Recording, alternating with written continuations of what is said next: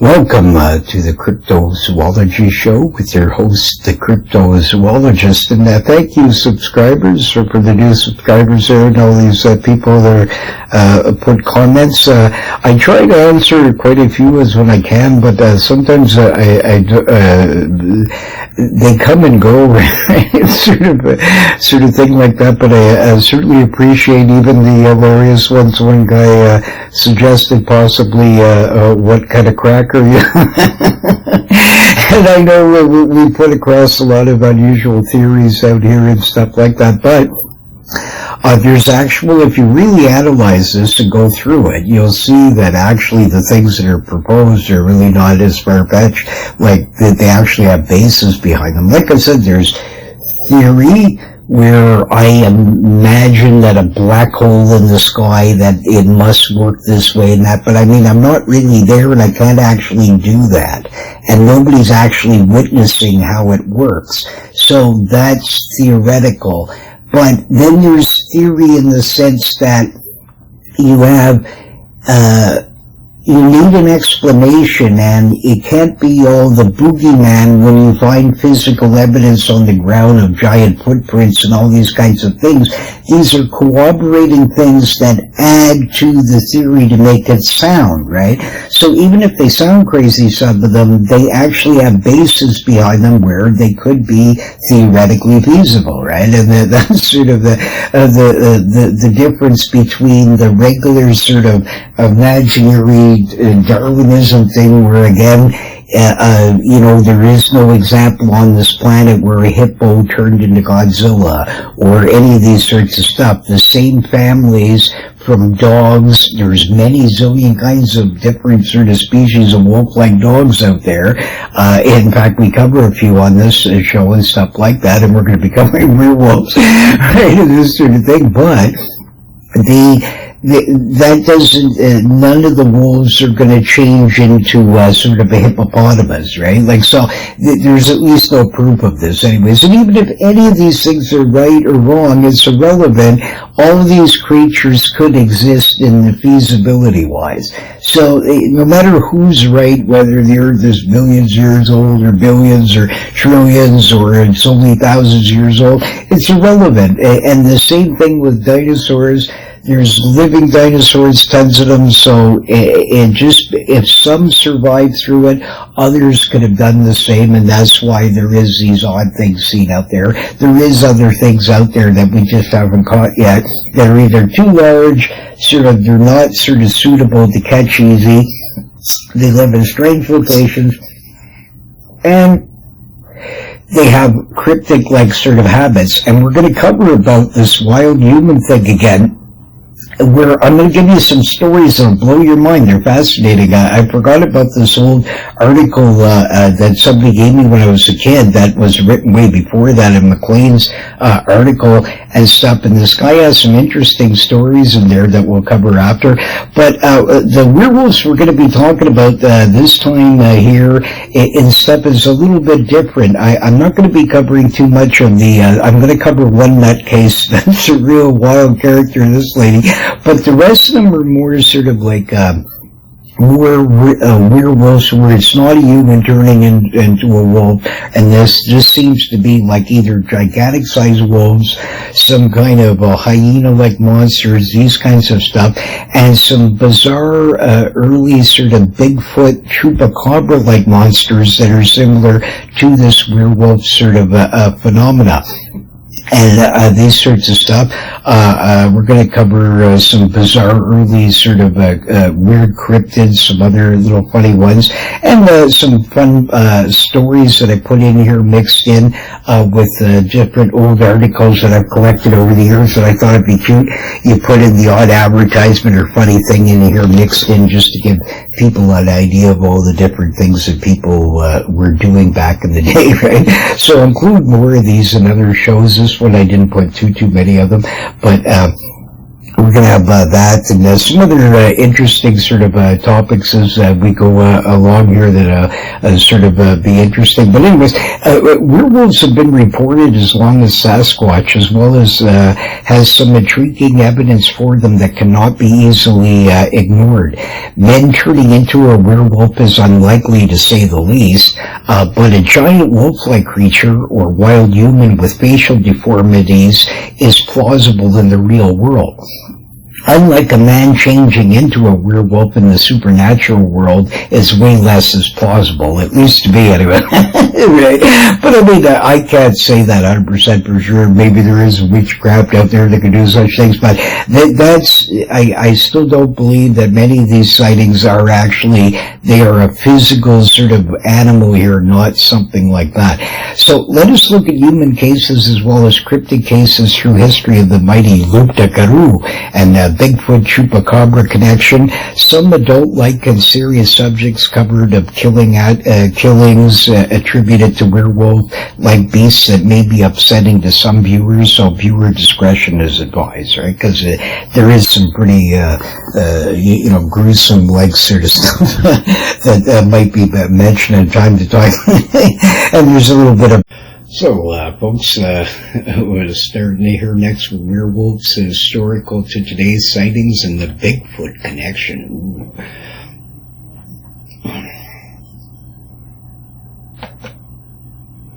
So, since the tales of Gilgamesh to thousands over the centuries being blamed as werewolves, along with historians mentioning seeing them, these sure have, in one form or another, been around a long time. This ended up being a real killer wolf. In one of the accounts there, and they chopped its head off and hung it up on a dummy. They thought it was a werewolf human, and they did not want him to come back to life. So, and they wanted to scare other locals in the event that they might want to become a werewolf. Right? So, fascinating sort of thing, but. There was some monster wolves even at that. Now, most of this show isn't going to be about the sort of other sort of kinds here, but we are going to go through a few of those, and so there's some pretty creepy ones. This nut here, Peter Stubb, in the 15th century was chowing down on virgins to children with a 25-year career, not being caught. Can you imagine? Okay, and he finally was caught and convicted of being a werewolf, and then his family soon after. The posse watched him transform from a wolf to a human, and they burnt him with torture machine, ripping off chunks of his flesh, and it broke his bones as well before killing him, right? So, absolutely, I mean, the gang was pretty upset here. Here's a depiction of him chowing down on one of the kids here and stuff like this. Absolutely, like, I mean, it's mind-bogglingly insane, right?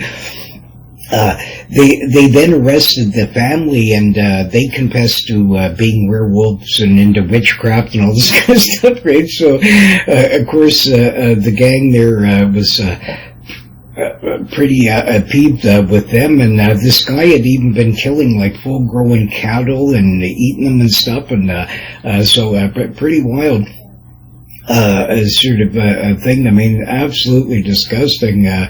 But again, this is not really a werewolf. Now, even though these people claim they saw this, my belief in this ability is below zero. You can usually get.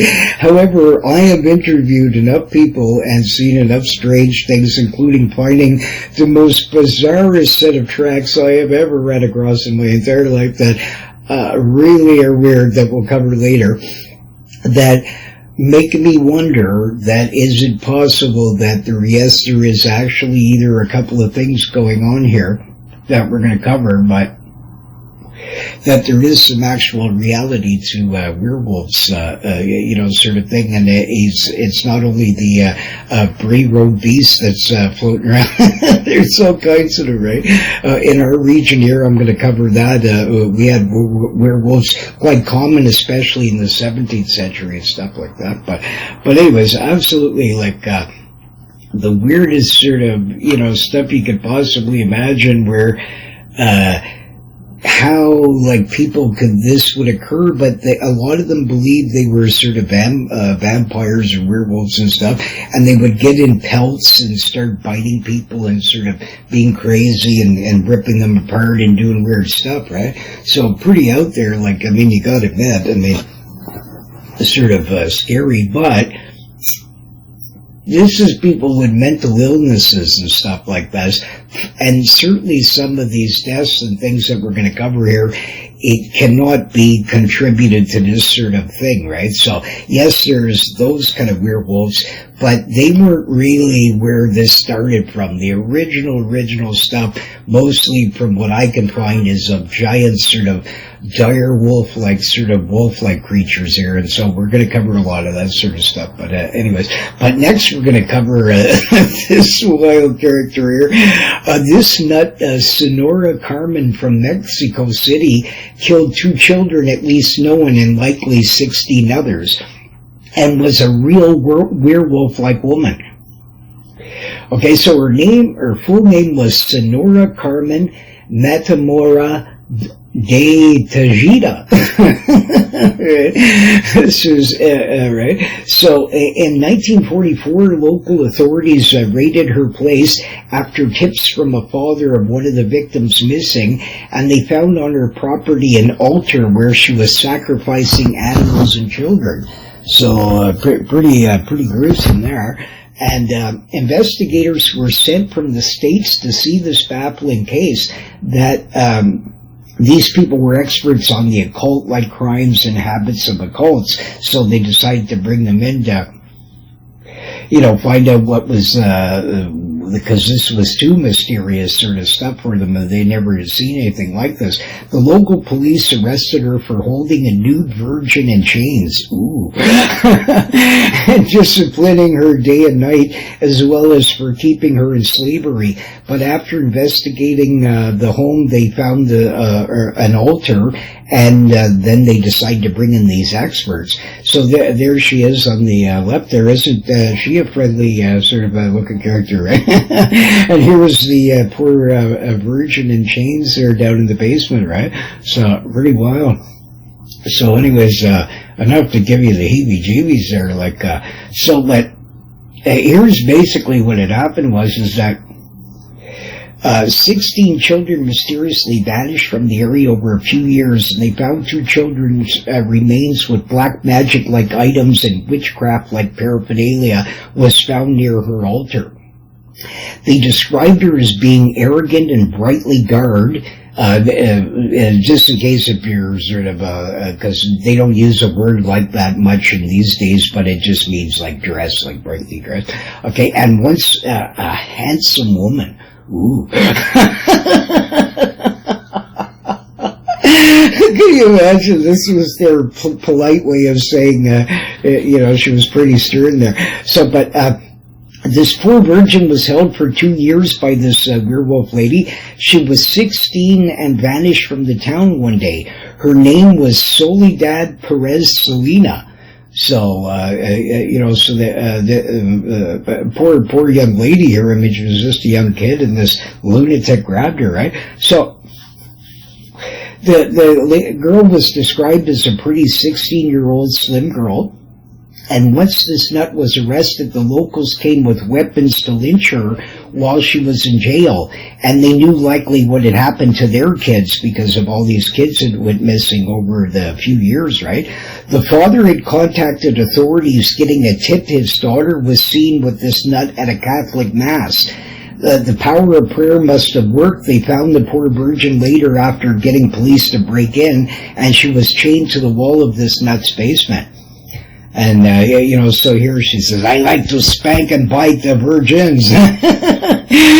So, she's not too very friendly there, but, pretty scary though. Like, even though, I mean, this is horrendous sort of stuff, it's just, this woman's face looks like, I mean, she looks like she's, been eating prune juice and bran muffins daily for 100 years. Maybe that was what her problem was. Cause, I mean, seriously, like, I mean, how more miserable could a human being be, right? I mean, and this poor young girl, I mean, and all like, I mean, it's just wild, I mean, but, But I mean, just fascinating sort of, like, especially those days, I mean, people like that were much rarer of the nut kind, right? You know, sort of, right?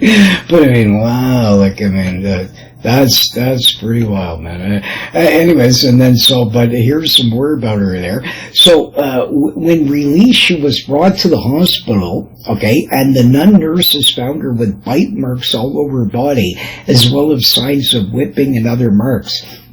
Another odd marks on her. She admitted to them that the Sonora would bite her often until she passed out with pain all over her body, and sometimes would bring her to her altar with a dog skeleton. Oh, I mean, wow. What a nut. And then light candles around it. She then would proceed to bite her in front of it until she passed out. She was referred to by the Virgin and the locals as Madame Werewolf in interviews. So that's a pretty good basic description there. That sounds about right up the alley there, right? So, absolutely terrifying.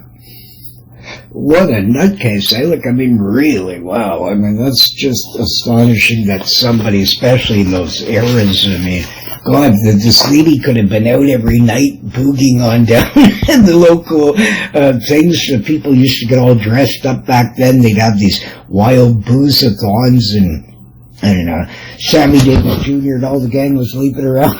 You know, look at her. So she was way too grumpy, man. She needed to get out more often. But anyways, she even would whip this poor virgin, making her dig her own grave. Can you imagine? I mean, that's wild, man. Like, what kind of a lunatic would, I mean, that crazy like that? You know, they concluded Madame Werewolf had hallucinated and became in her mind a magical being and would torture them in a trance, right? So, somehow she'd take this wild stuff, probably belladonna, crack, overabundance of eating too many burritos, possibly. I have no idea, but whatever the case, something there was, causing her to get pretty out there. They thought eventually they would trace the children to her. I have no idea whatever happened to this nut. So, I mean, I don't know if they lynched her, if she escaped and started and found a new, somebody else, or I have no idea. But anyways, Jeanguy says that this nut looks like one of his ex-lovers and is nervous she has come back from the grave as a reincarnation into his ex. So now get a load of this. When she calls, he uses an old-fashioned answering machine and keeps the recordings to listen to later, and he is convinced she is a real werewolf. He says she howls and growls on the line, saying, "You better come back, Le Jeanguy, now le la." And then he hears a whip or bell cracking in the background constantly, and her moaning and making weird stuff like this. I've even dated a few like her, including one she was affectionately known as the Cookie Nazi. And fully share Jeangui's concern. Yikes, so beware Jeanguy, she looks pretty strange. So be careful there, that there could be some real werewolf ladies out there. There is a few. But all kidding aside, though, seriously, like, I mean, isn't that sort of what a wild, sort of terrifying character, right? So, but anyways, I don't like talking about these kind of, because, I mean, how any human being could, like, we had a nut there that was on the Greyhound bus that believed he was some kind of a Wendigo, right? Which is sort of like a Bigfoot werewolfish like thing, another Bigfoot variation, right? Probably the same thing, insane wild humans that have rabies or something else, that the guy's crazy. Well, that sort of thing, but this guy believed he was one, and he just started trying to eat this guy right on the bus and chopped his head off. And get a load of this, the Canadian government actually let this character out in no time, and he's wobbling around out there. Could you imagine? Could you imagine?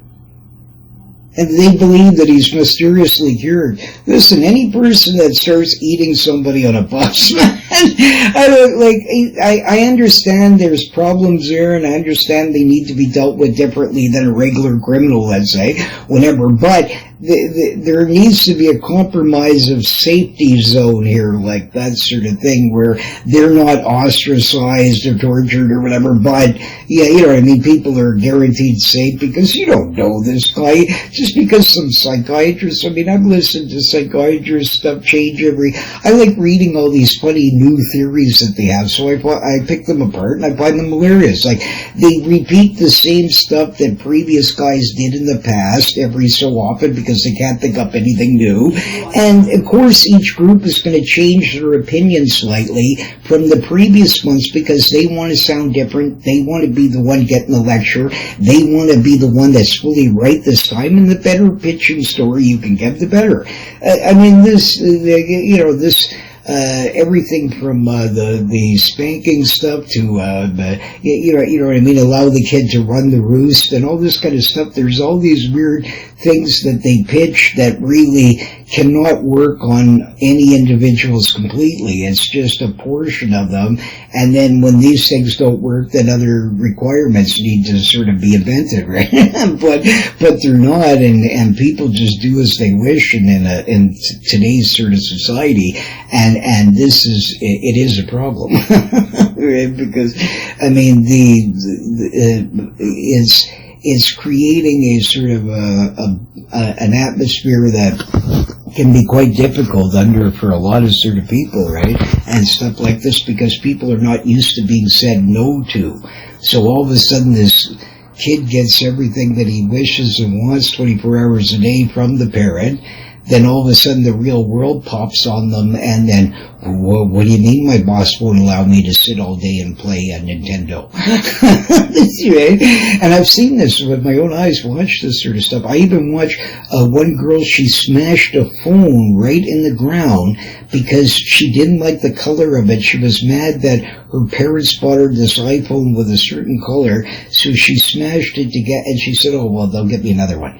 I mean, this is sort of like, so, you know, so there's a lot of sort of, these people listen way too much to all this sort of stuff like this. Certain methodologies have worked since ancient times, depending on what it is and who the character is that you're dealing with. Each sort of individual is going to be different and may have to be dealt with a different way. And not any one thing that's going to work 100%, right?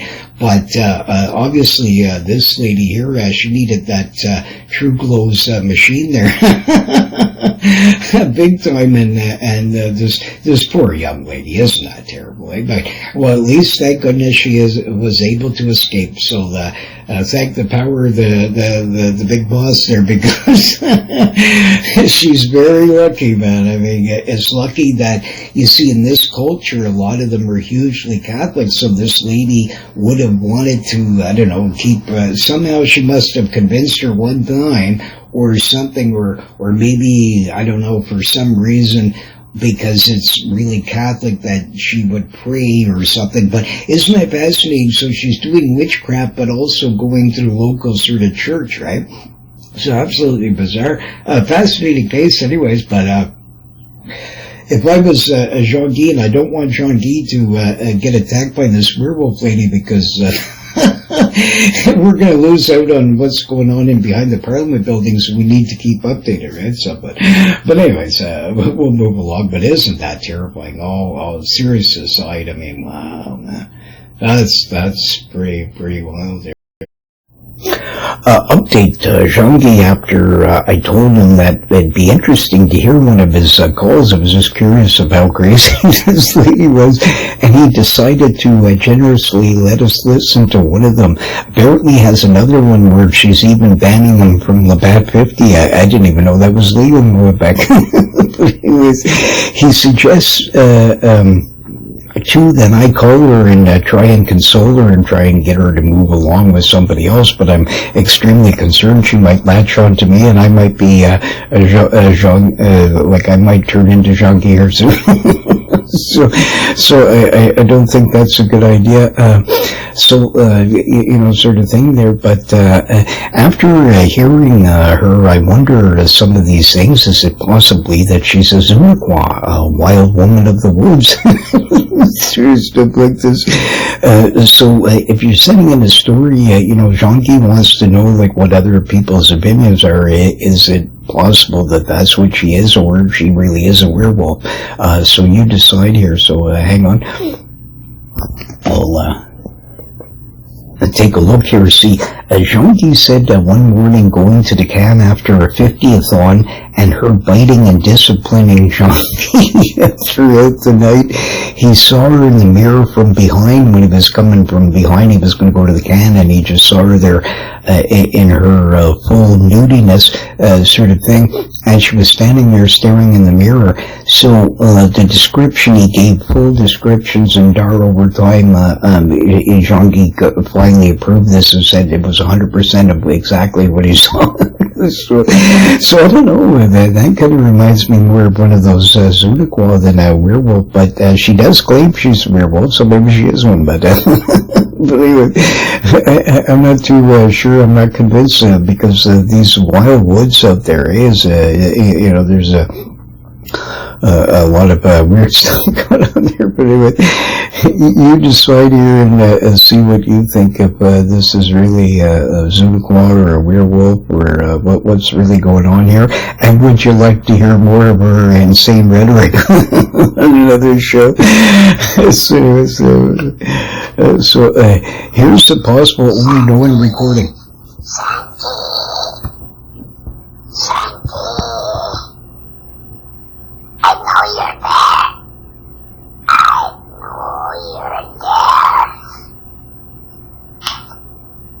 When I get my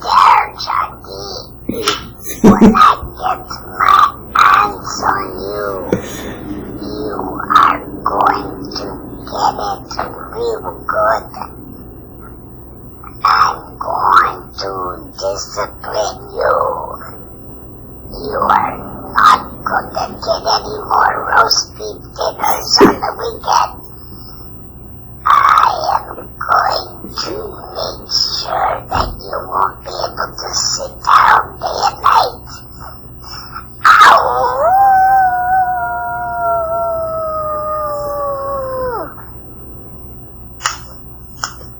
I'm going to get you, Jeanguy.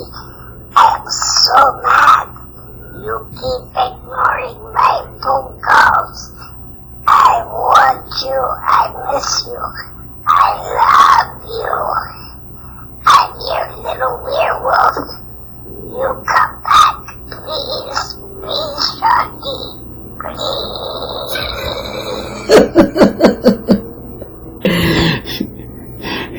So there you have it, folks. Totally insane.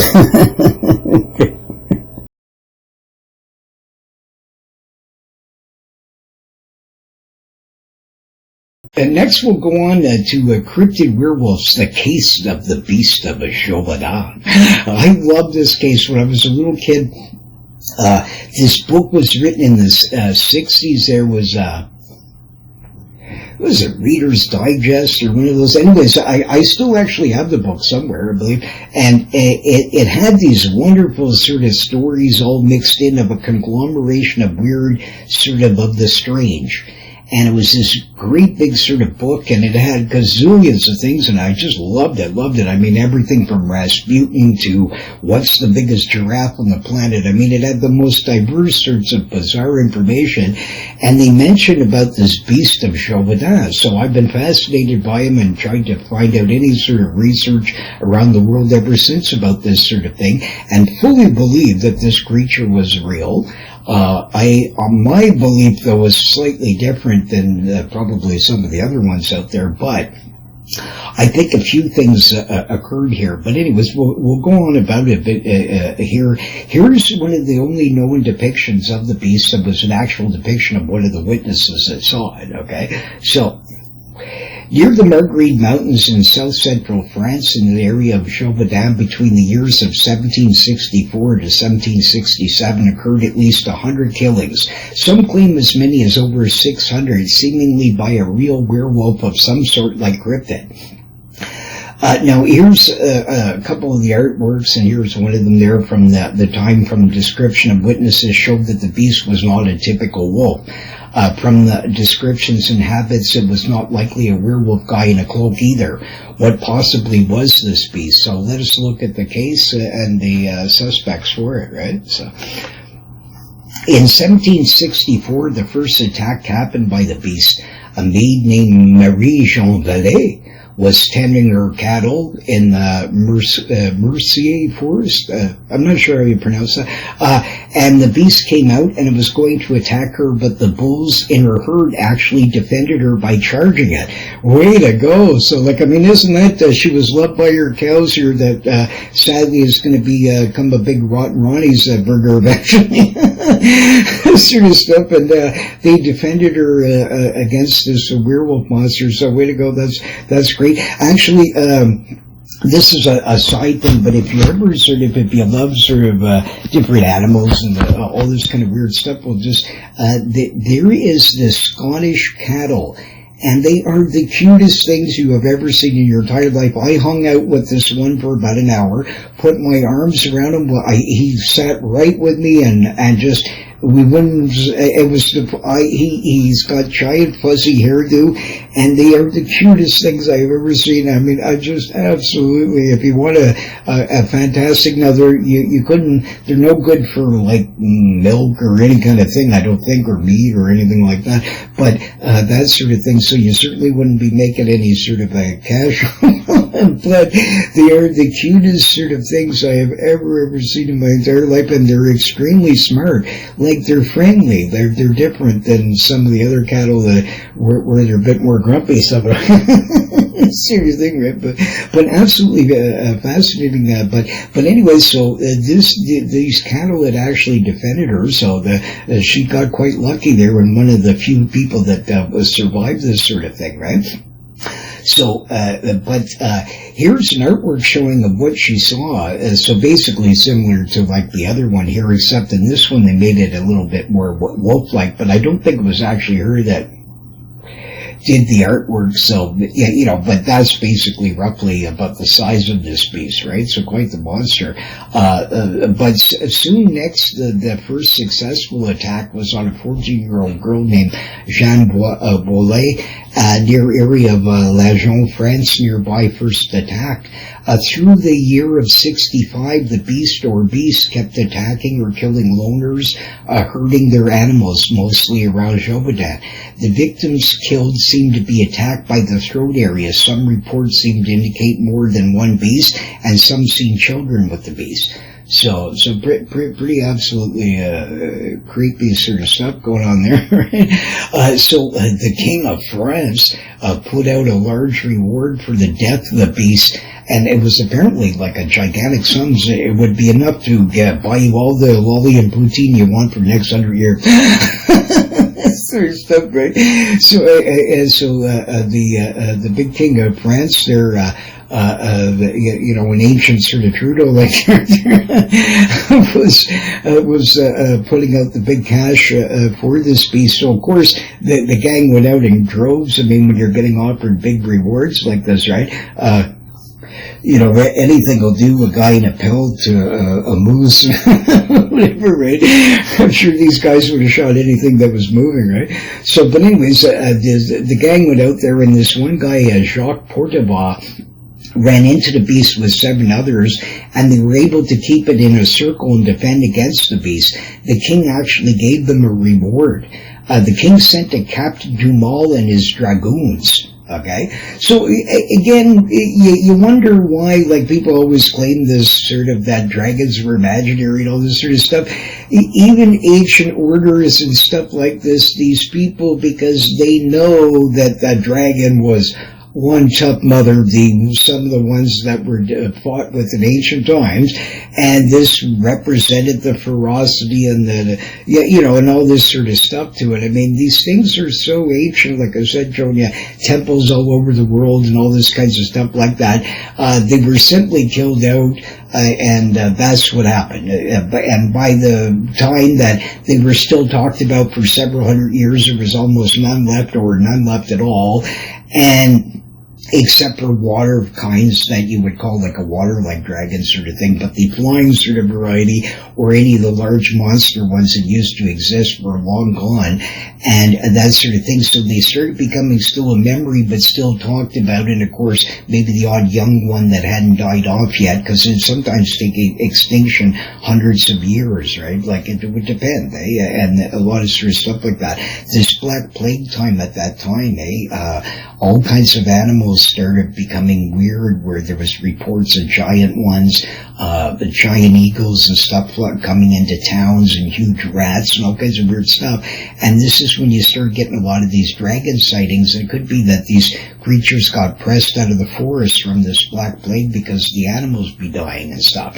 And they might have then run into humans more often out of caves and things like that usually they wouldn't have.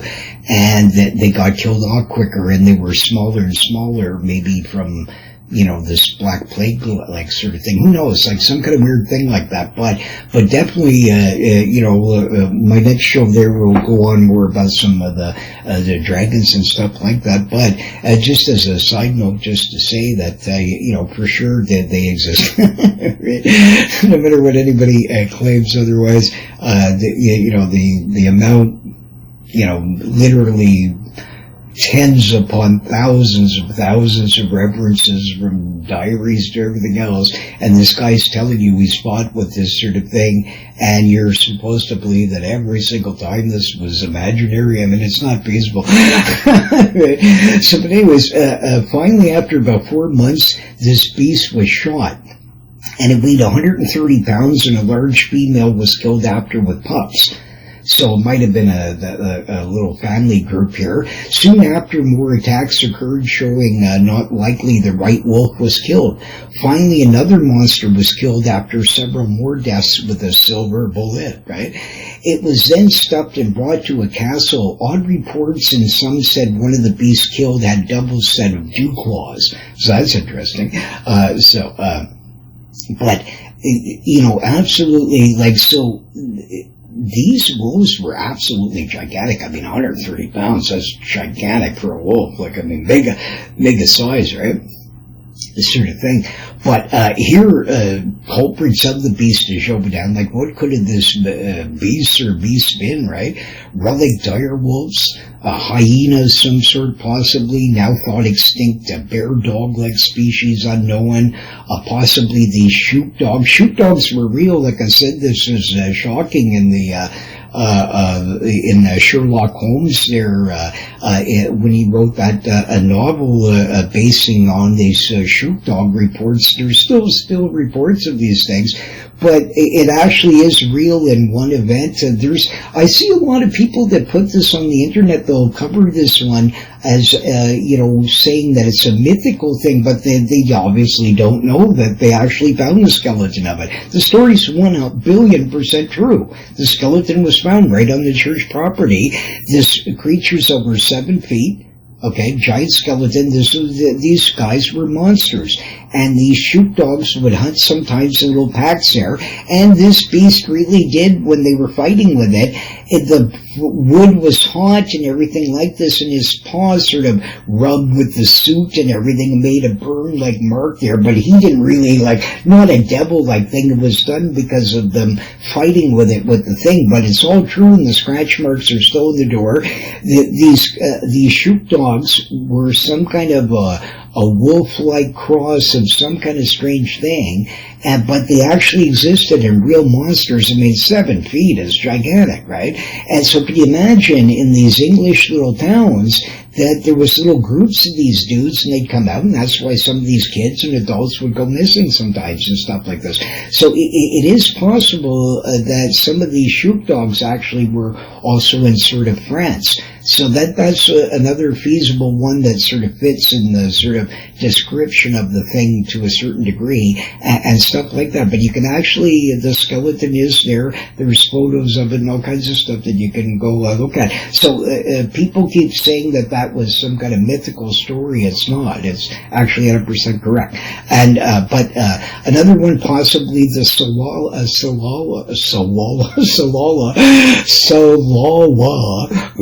an Egyptian killer dog that early immigrants or ship traders may have brought, captured animals and sometimes got loose or let loose on purpose. See, there was a lot of wacky, like count-like people and all kinds of strange sort of characters that had lots of cash, and it was popular in ancient shipping times. They would capture like orangutans, all kinds of weird stuff, and they would trade them or keep them as a pet, and then some wealthy guy would see it, and then the guys, he'd say, I'll buy this off you and stuff like this, and these creatures were wild. They would, so maybe the people rich to clear out a certain part of town or stuff like this might do this kind of behavior where they would, keep a couple of exotic sort of killer animals of some sort that were brought in from a ship or what have you, and then possibly let them loose on the citizens sort of idea, right? So that is feasible because there was like known count-like people and weird sort of characters of royalty that did a lot of strange stuff. They had torture dungeons, some of them.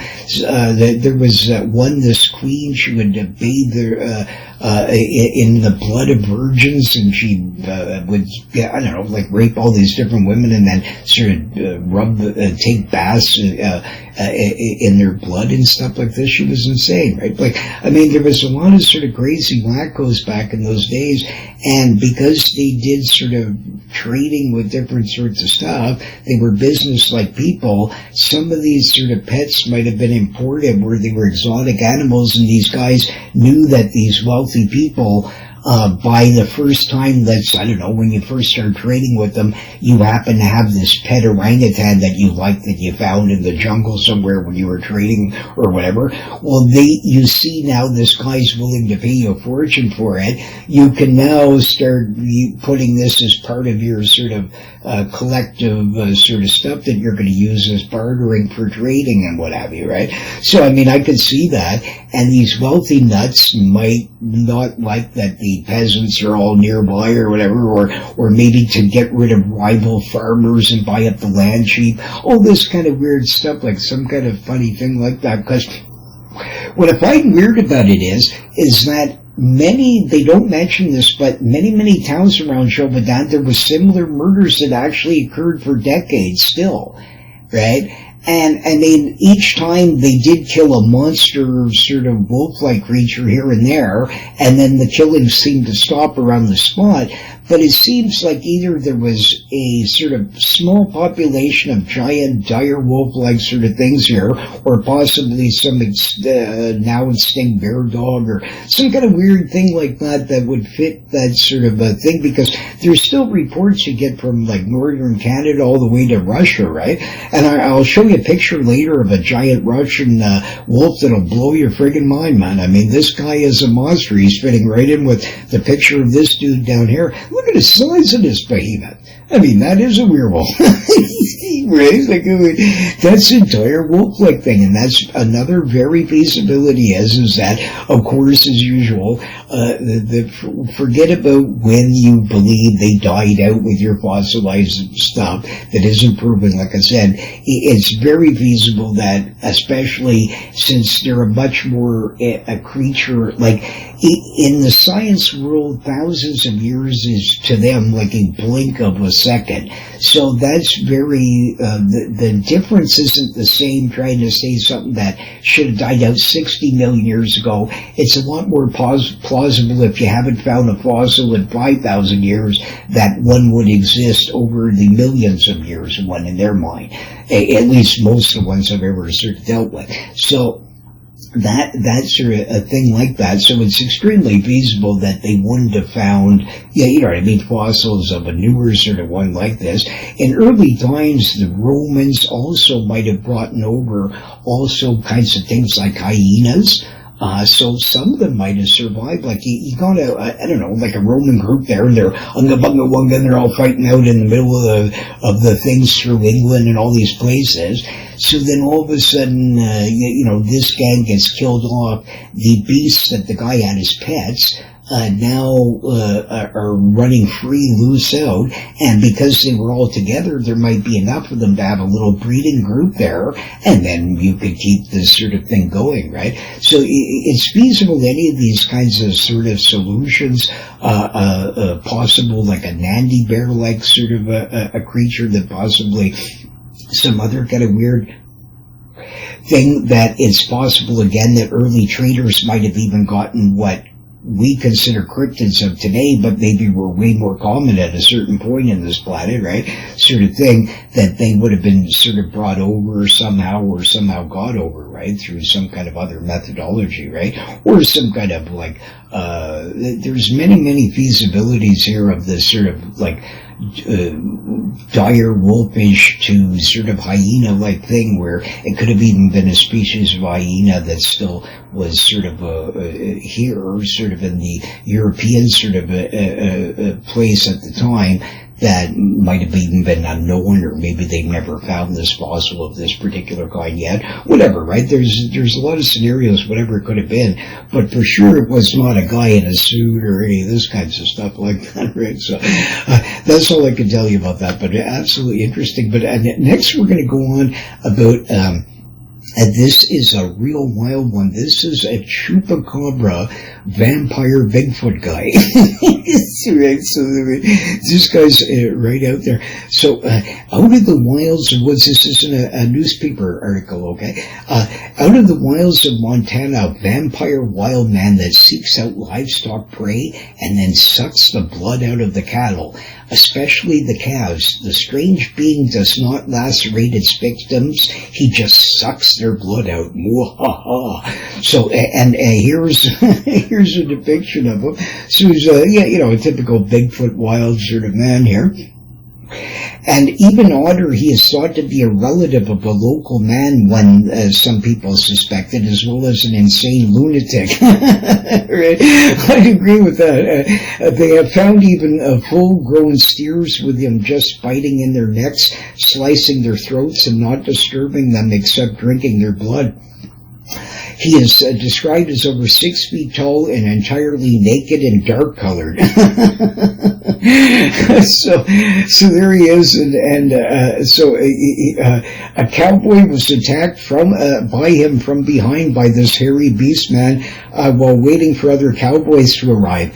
The wild man tried to bite the cowboy's ear. They shot at him, but he escaped, so no sign of him since. So there you have it there. So, I mean, but I collected all kinds of these, and you'll get some in the secondary book there about these vampire-like things way before the chupacabra with the exact same sort of stuff. I mean, the word chupacabra is a modern sort of thing, but I mean, I've been collecting these stories way before these things ever sort of existed, and there's many of these where they found them with the blood dragged out. So this chupacabra-like phenomena has been around a long sort of time, and very interesting, sort of a bizarre thing, right? Like, I mean, it's you gotta admit, it's pretty weird. But this one here fascinates me, okay? This is really creepy. Josh Gates even hunted this beast, and found this, they had found this odd, huge wolf-like prints in a cave, when he went up in this cave that were pretty strange looking, but that were kind of similar to something that I found that we'll cover later, but which I have as well. A man from Bulgaria, this farmer, and his name was Trake Draganov. See again, the dragon, right? I love this guy's name. That's fantastic. Thrash Draganov. I'd love to interview him. He'd be fun. But he claims to have found a box chained shut containing a werewolf-like skull while plowing this field located near the village of Novoselo, which is the Republic of Macedonia, right? So, I mean, here it is on the left. Now, the reason it was found in this box and chain like this is what they used to do with werewolves. And similar like things with vampires as well. So can you imagine that somebody is this terrified to believe, you see what they believed is that you would remove his head from his body and then put his head in this sort of magical like box or with chains on it and bury it deeply. This would prevent his head coming back to the body so that he couldn't come back alive again. But this is based on reality because there's the skull. Right? So it doesn't matter what this thing is at the end of the day, whether it's some deformed wolf or whatever, but it definitely is savage looking and definitely must have scared the living crap out of these people, and they definitely believed there was a werewolf, and they did what they said that they did again, so it's not imagination. Every writer in history, you'll get these things where people in modern times, the guy will suggest this is imagination and this, none of this occurred, right? But of course it really has, and it does. And there's still people would do this if they ran across this werewolf. They believe this sort of stuff. So this is fascinating. But now look at this creature. They're claiming it could be a wolf with Paget disease, okay? Like, that's a pretty gigantic sort of head there. But look at the eyes are more front-like, like more baboonish, I would say. And to me, that looks like a skull very similar to a baboon. So here's my suggestion.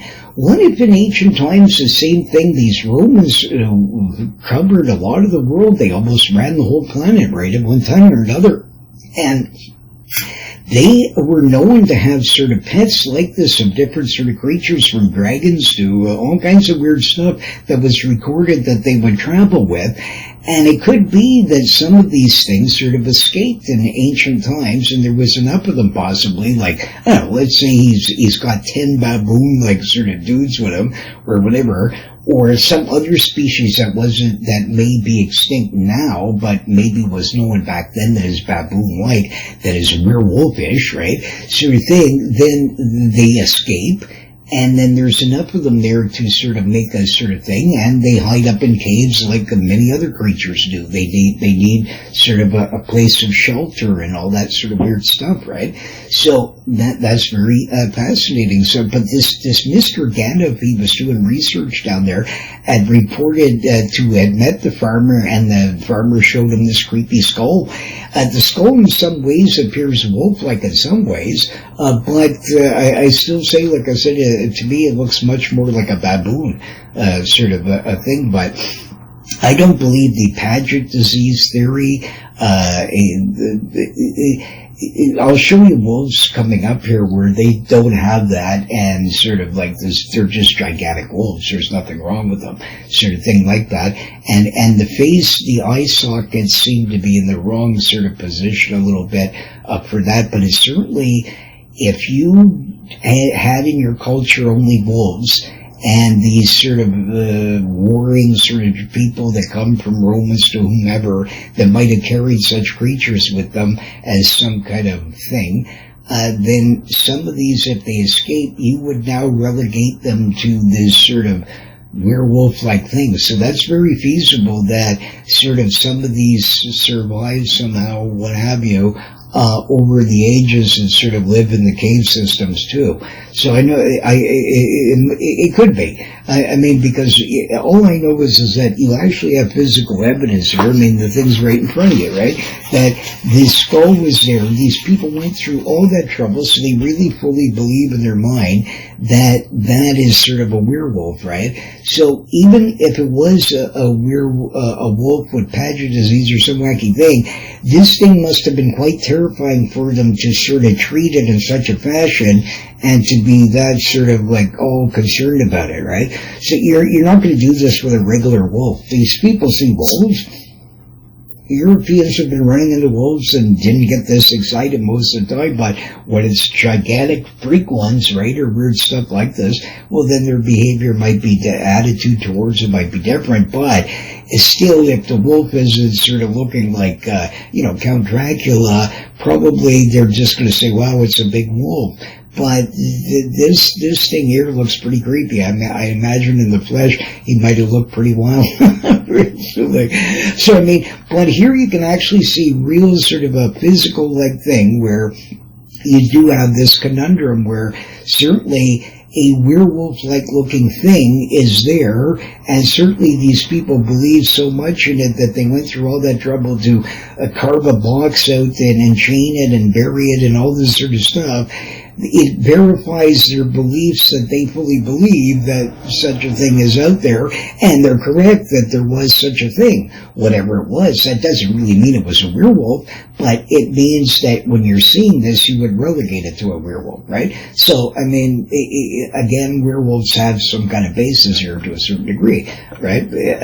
But now here's a couple that there's a cute younger French ladies, a couple, Debbie and Celine, ooh la la, I'm going to interview, that were camping near a creek that feeds a lake called Pike Lake. This lake is located near Blue Sea Lake, Quebec. The young couple were trying to have a romantic night lullaby. And every time they got into it, they heard howling seemingly far off across the mountains, scaring them to death, that sounded out of this world. They, being scared and feeling restless, decided to walk down a path to the creek, seemingly going the other way from the howling, and look at the water, thinking the monster must be miles away. Well, when they came to the clearing, they saw near the creek that this giant werewolf-like creature was sitting there, seemingly waiting for something or someone.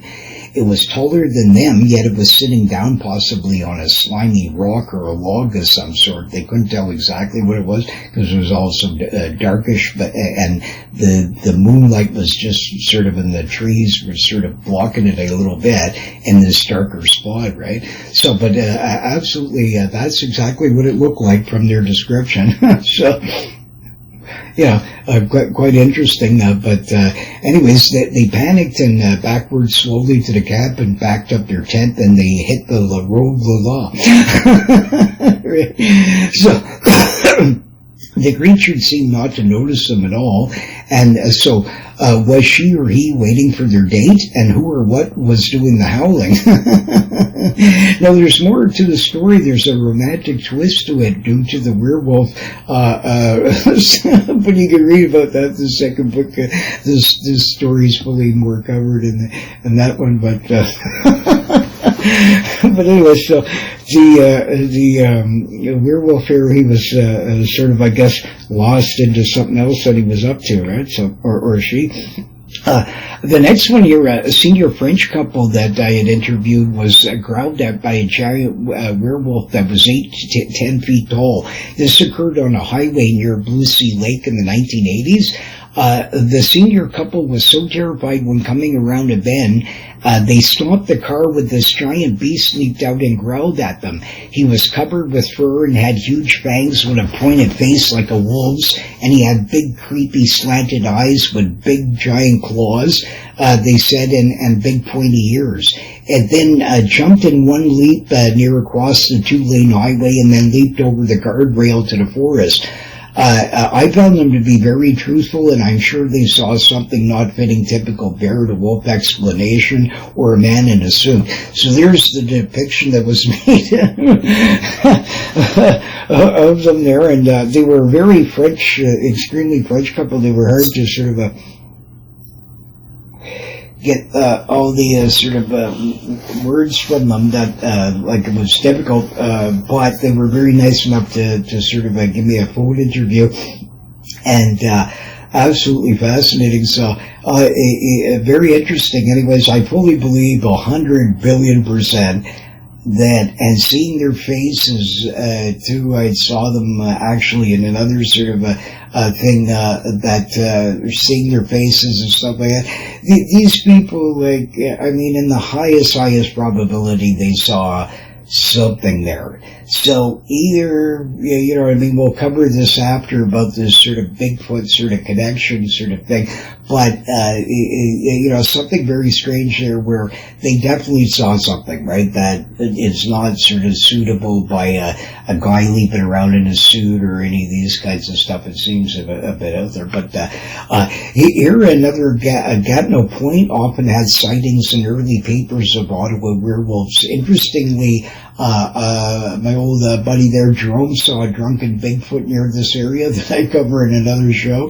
A huge footprint was found not far off from that spot of a Bigfoot-like creature in the 80s. It was over 18 inches long and inches in the ground.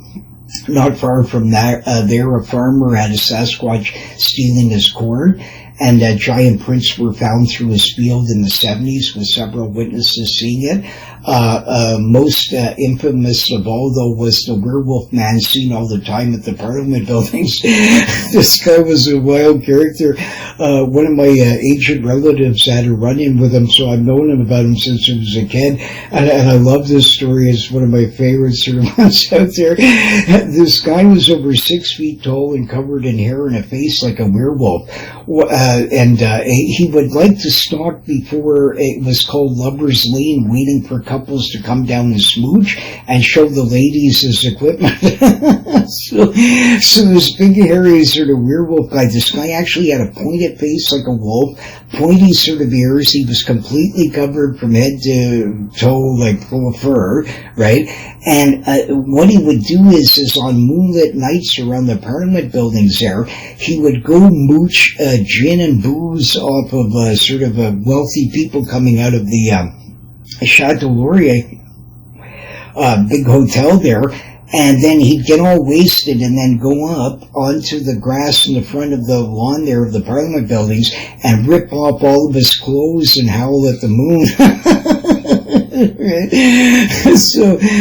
But it's covered more in the story there, including the terrifying of him and his girlfriend doing some smooching, and the monstrous creature that she saw. So you can read about that, but extremely entertaining, and a few other run-ins that others had with this wild sort of a character.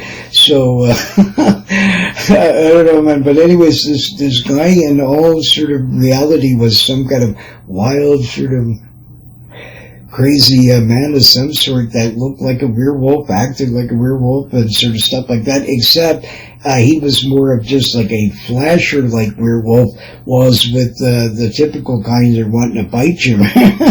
So he was a bit more sort of a tamer werewolf, I guess, but absolutely fascinating. Anyways, here this piece was seen to have both Sasquatch and werewolf attributes that was witnessed in the 70s on a small river area near Eagle Lake by a native of Eagle Lake. He said that it howled and roared at him like a wolf, but much more stronger, and it left giant prints, but with claws. He said, though, it looked more in general like a hairy giant man, and it was at least 10 feet tall, more than sort of like a wolf, right? So he was in a canoe at night, and by the moonlit night saw the beast by the water's edge. He paddled full blast. Once it roared at him back to his camp. He was trapping, he had said, and it was camped up on some kind of small river or creek around there. The next day he found 21-inch prints with giant claws on the bank of the Creek River. I also got a giant serpent story from him that was seen in the Eagle Lake. So, and we covered that in the book and stuff like that. But here's a depiction of what he looked like, sort of like this, and he had sort of like more big claws on him and stuff like that. So between like a Bigfootish to werewolf, like not exactly one or the other, right? So the idea is that what if it's feasible that we'll cover this later more about this wild people theory sort of thing, but what if it's feasible, whether it's an ape, wild people, whatever, that some of them occasionally get a deformed sort of face where it's more like this werewolf guy had at the Parliament buildings. But a giant dude like this guy could be responsible for killings, howlings, all kinds of stuff for many moons, right? All you need is the odd one to have this occasionally, and maybe in a family of them living in some caves, a few of them come out at once or whatever, right? And so you can always continue this werewolves like legend in Quebec and different places from occasionally these sort of weird sort of like freaks where they're actually these wild ancient humans or sort of a gigantopithecus thing, but some of them end up being sort of more crazy or whatever and having deformities and things like that. and may become more vicious or what have you, this sort of thing, right? So, but anyways, just a thought, but I mean, this guy was 100% serious, guarantee you, I'm sure he's seen it. This guy had the most wonderful sort of outfit on in this amazing birch bark-like canoe. I mean, he made this thing, and this guy was really old at the time. My God, he was like, I'd say he must have been like 70s or 80s or something, right? And this guy was still out on the lake and stuff like that. So he watched me reel in this giant smallmouth bass. And we got talking and talking. I told him how serious I am about native accounts and stuff like this, and all of a sudden he started sharing with me, and bingo, right? And so I loved it. I mean, absolutely fascinating and stuff like that.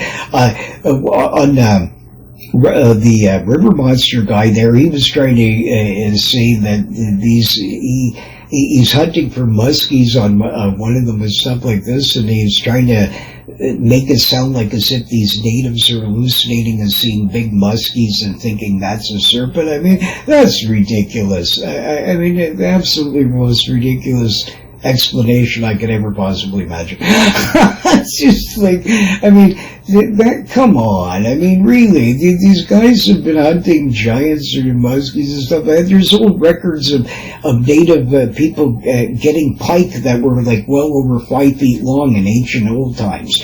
And stuff like that. There was pike in Ireland, as a for instance, and these are pike that are supposed to be smaller than muskies, right?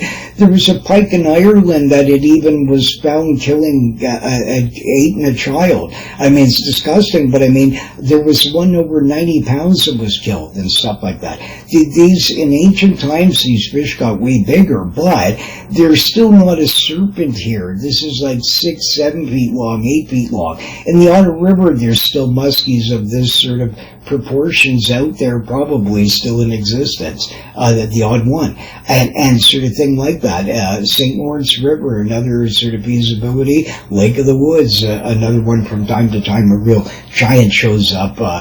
Eagle Lake, big mooses in there too. Not as big as the Otter River, because the Otter River, they get way fatter, but still that they can get pretty decent size in there and things like that, but they certainly couldn't be responsible for seeing a 30-foot serpent that's, way longer than your sort of, that looks like a giant eel. I mean, come on. I mean, that's, these guys have been, you're trained all your life to hunt on a reserve, especially in old times. Maybe today people have more canoes and all these things like that, but the older order of skilled people in way backer times, right, and most of the other ancient eras, these guys were meticulous in watching and hunting and stuff. You gotta be. You gotta know how to track. You gotta know how to trap. You gotta know how to, because you gotta live, right?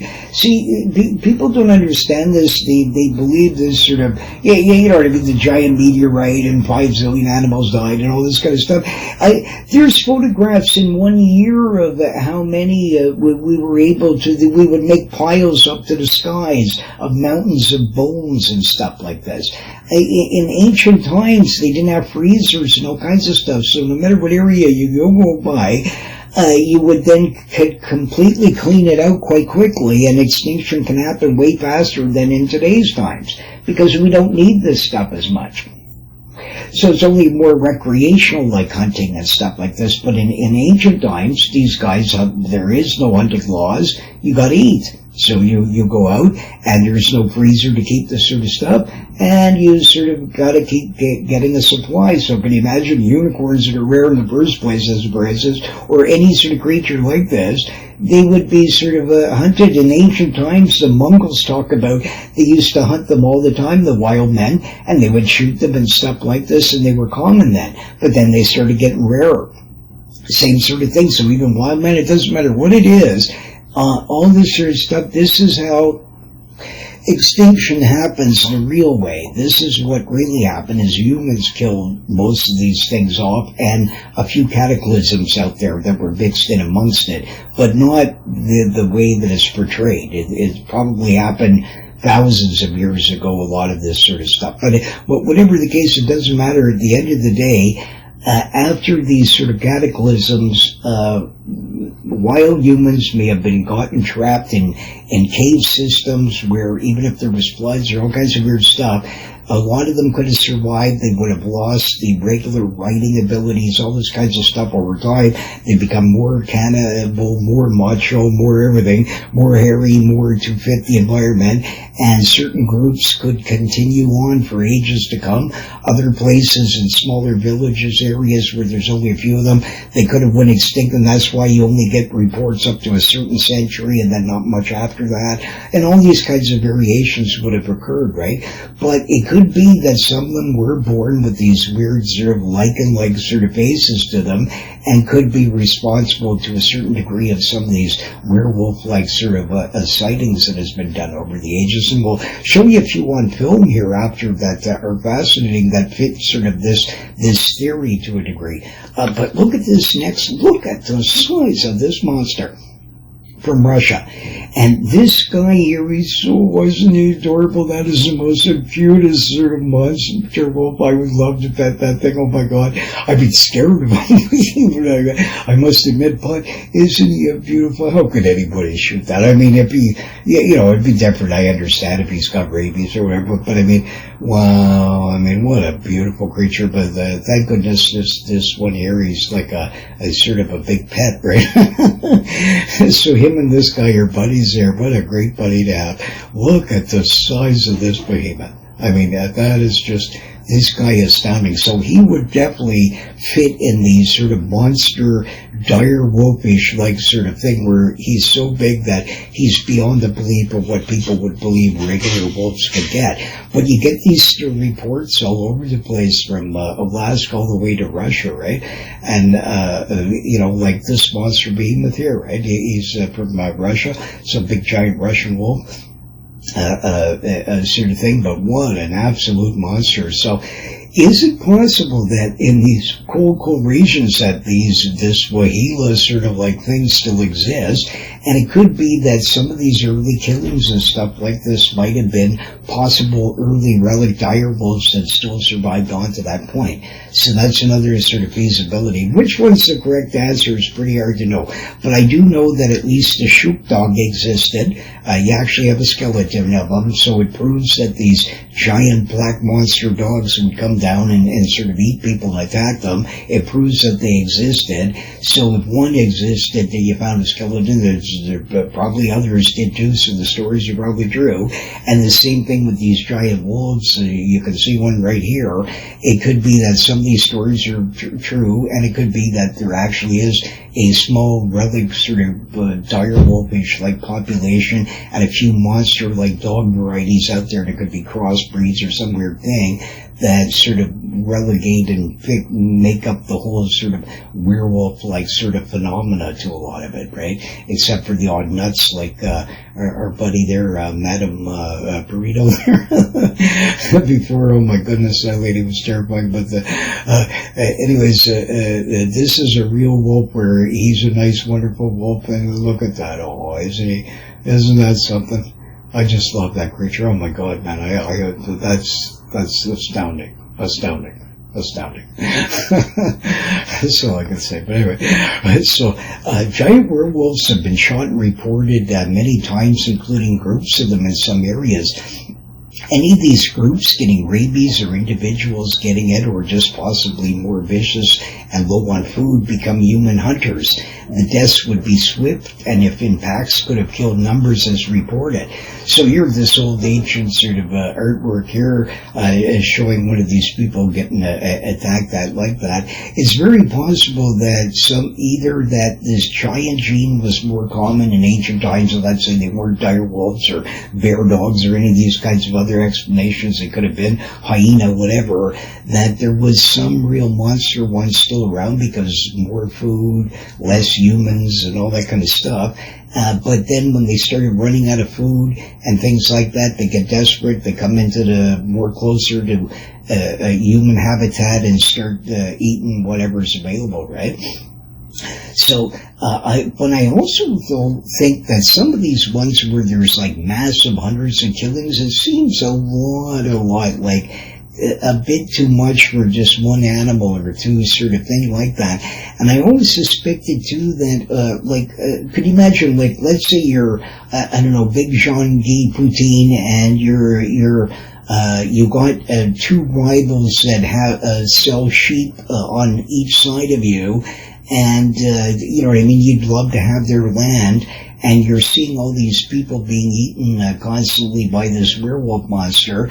Well, then maybe some of these lowlifes would have sort of taken advantage of the hysteria. You know, they kill you with something like what Sherlock Holmes had suggested in the Hounds of Baskerville. There was some kind of a gardening-like sort of thing, right? And something like that. And then you would sort of have them killed.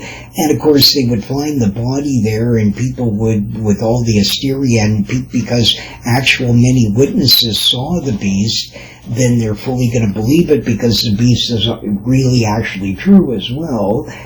But now your sort of killing can get mixed in with a freebie, right? Sort of idea. So I suspect that occurred because there was some pretty sick sort of wacko individuals back in sort of earlier times of this sort of types that was out there, right? So that's another sort of a feasibility of how some of these deaths have occurred. I absolutely love this artwork. Isn't this fantastic?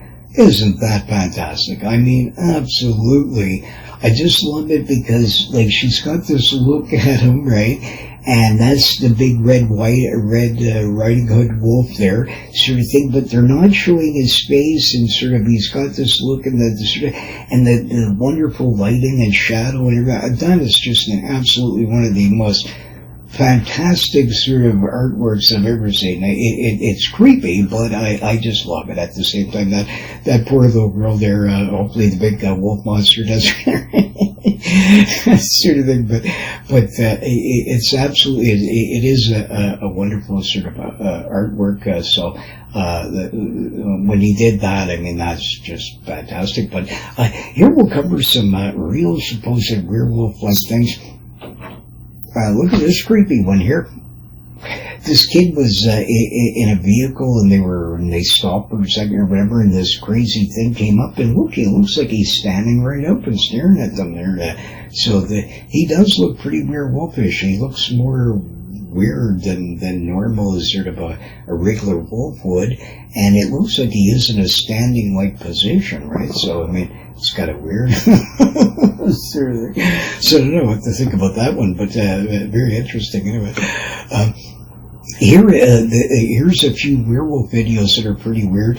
This one on the right from Brazil was shown on a CCTV in Guy's backyard, and this guy does not look to me like a guy familiar with Photoshop. I mean, this guy doesn't look anything like that, so I doubt that he's sort of is one of those kinds of people. Even more convincing than the one on the left, this one was also filmed on some kind of camera from a place, and this weird werewolf monster is walking here. But to me, this could be more of a CGI sort of thing. But this one here, I don't think so. And this one here is extremely interesting. It doesn't walk like a person sort of probably would in a suit. You see some strange muscular movements in it and funny things that doesn't seem likely. That it runs very strange, and everything about it's pretty weird. So this guy could be one of these actual wild werewolf-like people. And I'll tell you, at first I thought it was a Bigfoot-like guy, okay? And like some kind of wild ape-like sort of a man or whatever, wild ape-like sort of thing. But here on the next one, this is the important thing. I froze the frame so many times. You don't see it as well here because sadly the lighting effect I guess I didn't get it in too well, but he has a very pointed, long sort of werewolf-like ear, and his face is pointed. So that can't be sort of like a merman, Bigfoot-like sort of guy, yet everything else is very Bigfootish, ape-like about him. So again, and scientists agree that these deformities have existed in humans and apes and weird stuff, where strange sort of deformities like this can occur. So what if this sort of happens once in a while, and this is actually the sort of thing of the werewolf, right? Like, because it's wild people or wild apes that have an odd deformity, and because the creature can live many decades, or if it's human, maybe possibly 50, 60, 70, 80, 100 years sort of thing, maybe in fluke cases, you could be responsible for sightings for many moons to come, right? So that's a very feasible sort of a thing. Very interesting. Anyways, that's all I can say is that pretty weird. you gotta admit, that's a bit out there to say the least. But here's some more of them here. Here, this blogger was attacked while he was blogging. The guy is in his car and he's just blogging away and something like this, and this creepy sort of dog-like monster comes jumping out and sort of starts attacking his vehicle. But what's weird about it is on this screen here, when I froze it, it looks like he's actually standing up like a werewolf, and you see his face is more in a sort of weird like this. But on this one here, he looks much more like a typical wolf, like a doggish sort of creature, right? So very interesting. I don't know what to think about that one, but either this guy is really bored and lots of CGI here, or that is definitely weird. So, but at least it's worth investigating and looking at. But I mean, it doesn't seem like it could be a guy in a suit, so it's too weird. But this is interesting. You can see the standing, and he's on his knees or position, and his arms seem extremely long, much sort of weird for a dog even, and how is the angle of his face is there and stuff like that. But yet here he's more wolf-like, right? Now here, this lady in Florida had taken this one, and this one's sort of interesting, this strange creature's poking at her, and you actually see his eyes close and open and do different stuff. So, I mean, I've seen this lady, it's probably authentic, she saw something, like whatever it was, right? But I mean, he does have a werewolfish, like, sort of face to him, and that sort of weird thing. He's staring at her, seemingly cautious or stalking or whatever, right? But I thought, too, though, it could be possible that this could be some kind of weird possum, possibly, or something like that, because, I mean, possums have a little bit of a beakish face. It seems a bit wide to be a possum in the front, but, I mean, I don't know, like, it's hard to know, but I can't think of much else that possibly, it certainly wouldn't be like a Florida Black Panther or any of those weird sort of ones like that. It couldn't be an armadillo or any of them, because the face would be way longer. Sort of, it seems doggish-like to some kinds of degrees, but then also, something else, right? So it's a hard one there. But anyways, she definitely saw some strange, sort of interesting creature that has interesting eyes on him, anyways. Right? So, but I doubt this one's a suit sort of thing. It seems weird. It's probably sort of, there might be something to that one. But this one's extremely strange, extremely strange. Here are a few frames of this creepy werewolf face. Look at him. If you freeze the frames, you can actually see his big pointed ears and stuff like this. And what I find weird about it is it's very unlikely this is a guy in a suit, because of, the arms are extremely long here, sort of really weird. But what's weird about it is his chest-like area seems extremely thin and weird in some parts, and people usually aren't sort of a body shape like that. It's very strange. Like, he's sort of got very long sort of legs here. Very strange. The hands, for the guy to fit his hands, and they're extremely wide, sort of weird sort of thing. and the face has a point on it and stuff like that. What I find, he also, if you look at it compared to the back of the tree there, he looks like he's got a decent size to him, even though he's thin. But what's strange about him is he's walking sort of sideways in this weird sort of thing like that sort of also gives you the idea of like maybe some giant puppet like sort of thing, and it's got like rubber or something in the arms, so it kind of sways a little bit as you're walking left to right, and somebody's behind it manipulating it possibly, or some weird thing like that. That could be. Or really bored CGI all day, but whatever the case, it's an interesting one because the guy's filming his kid, and she's playing with these crabs and stuff, and she shoots them back into the water, and then all of a sudden this guy notices this creepy thing stalking. It comes from behind this thing, and then starts walking sort of, I guess, right, like he starts going across. And sort of, but he stays exactly at the same position, like beep, beep, boop, boop, and he's walking sideways. So he walks very strange, but I just find his sort of body shape a bit weird for a human in a suit to be doing.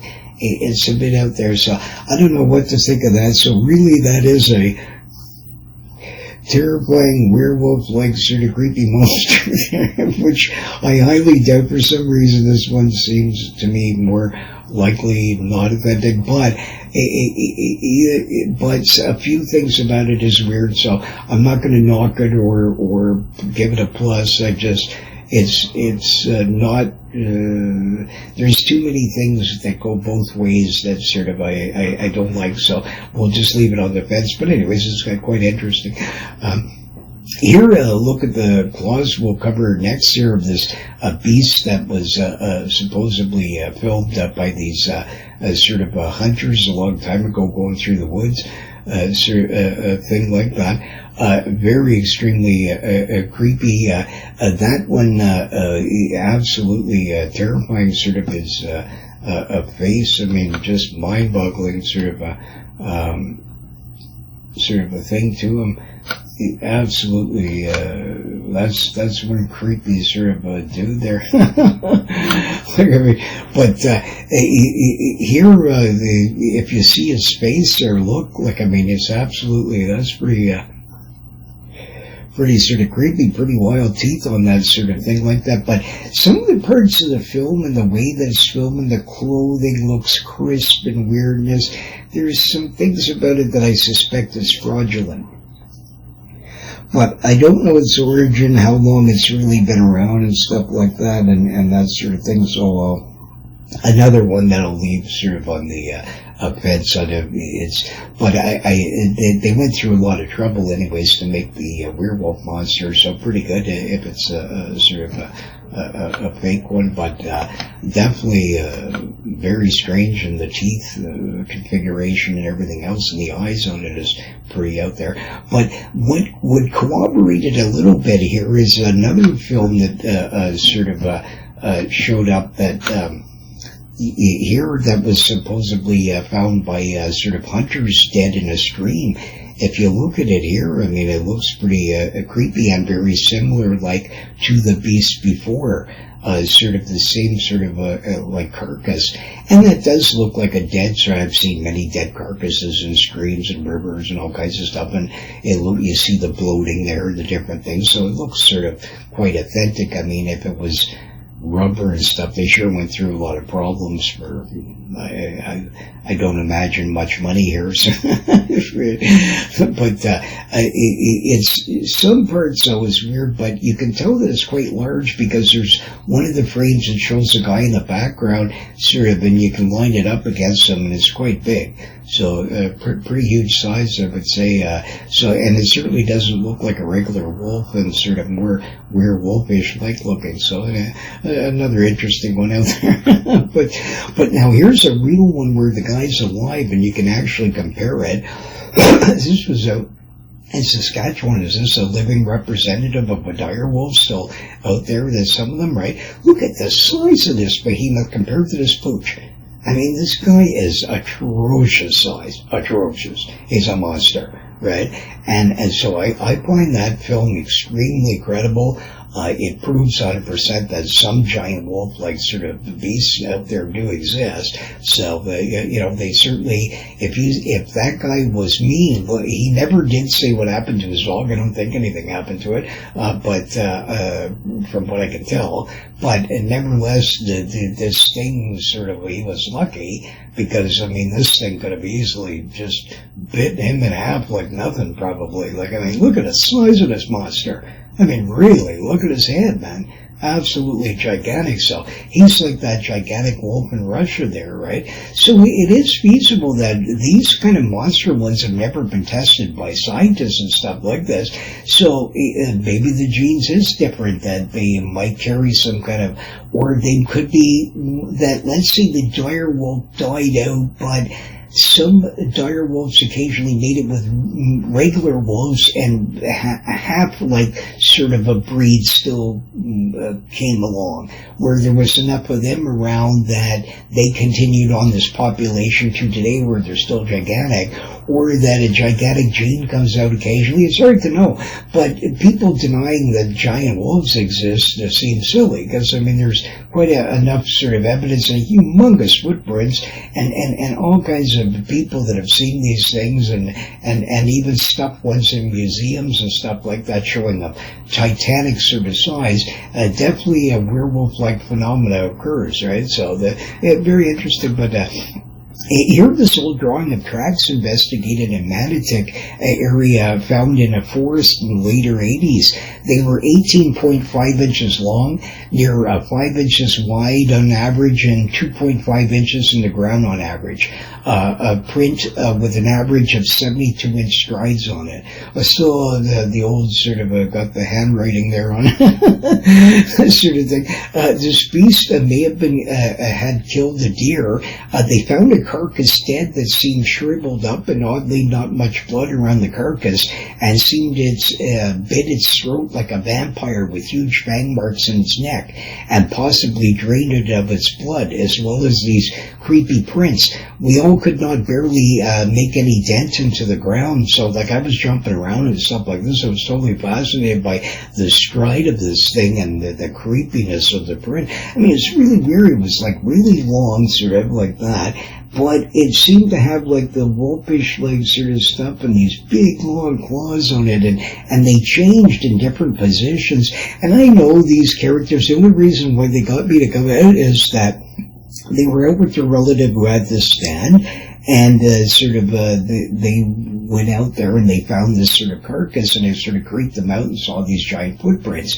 They didn't see the monster, but another person going to see them there, another relative, had heard some kind of wild howling out there of some sort. Right? So absolutely fascinating. But anyway, so we covered the whole thing in the second book there. There's a bit more to it, but very interesting. But anyways, that's my only sort of thing with something like that. But I know these guys, I guarantee you, they're comedians, they're all kinds of stuff, but this was, I looked for, snap pushes, and I was thinking about, but these guys actually forgot about it when we got there. They wanted to show me the tree stand and all this weird stuff.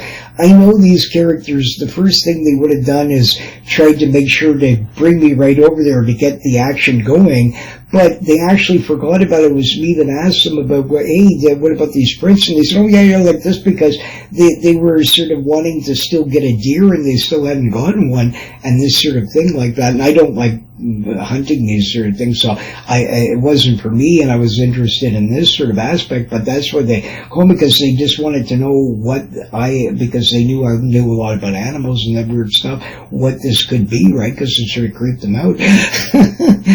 So, but anyways, that's what it looked like there, so absolutely fascinating, pretty creepy.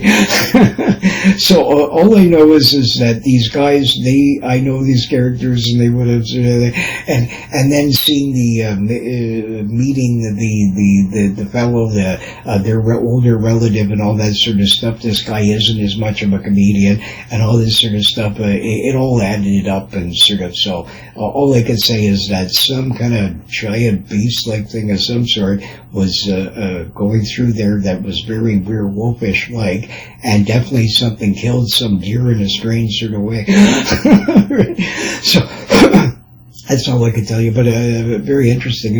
But next we're going to go on about early Bigfoot kidnappings, matching the theory as suggested for sure summer wild people of some sort in the 7 Hours of Sasquatch. In April 1929, a Maclean's article mentions about a hairy wild giants in BC.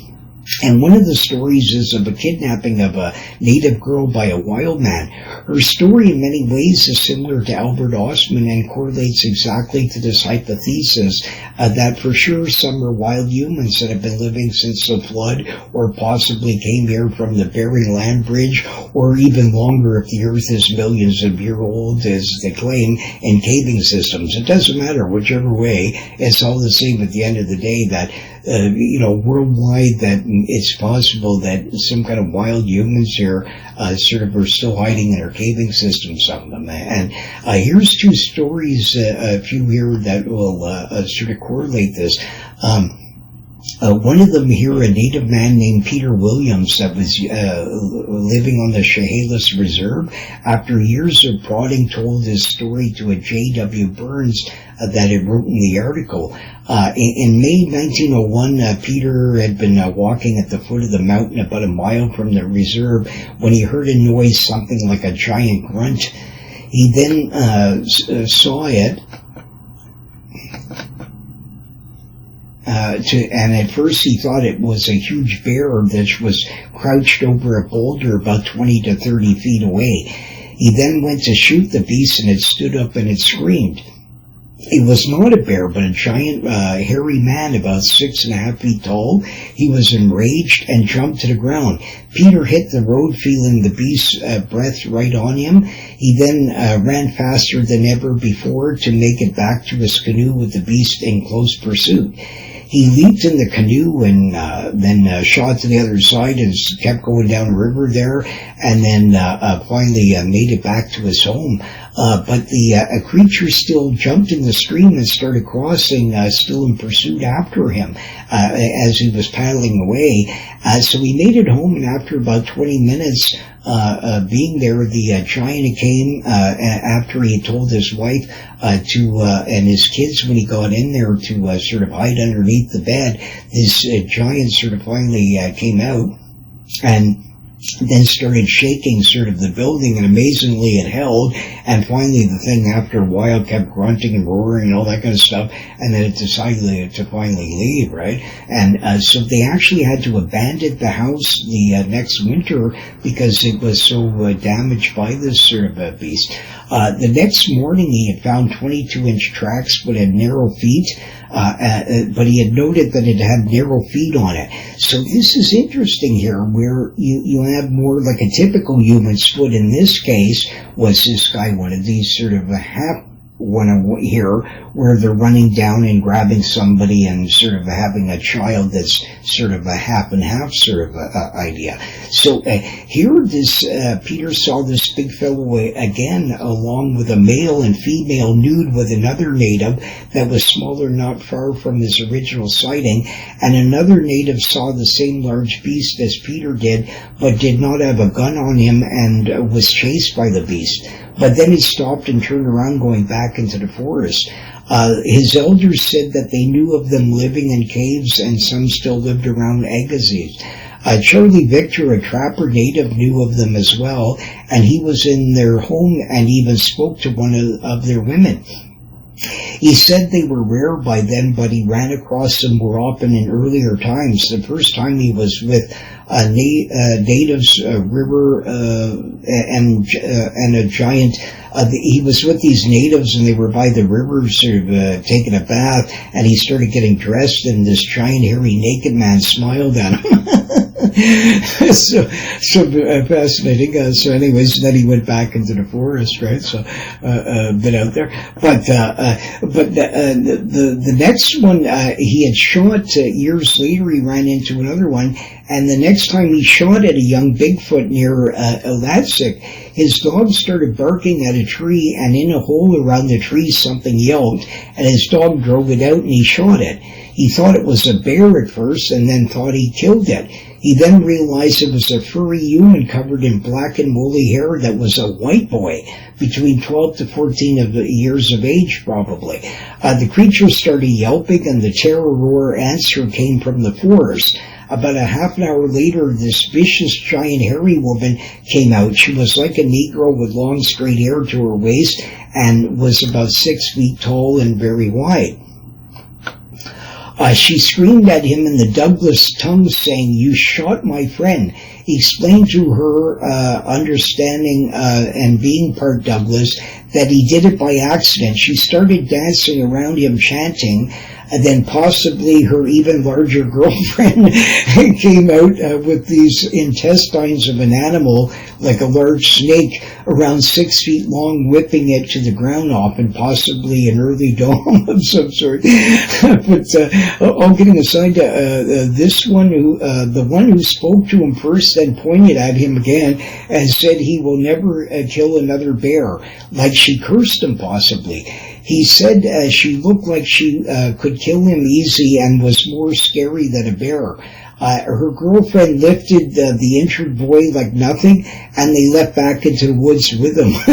so anyway, she called upon some other giant lady that was either her mother or girlfriend or buddy or something. But anyway, apparently she was pretty scary too. So, very interesting. But anyways, Charlie had became paralyzed after that and thought her and her tough girlfriend had something possibly to do with it, with this leaping around with this weird sort of voodoo-like stuff they were doing. His dog even cowered at them, and she would call in the woods and get answers from others.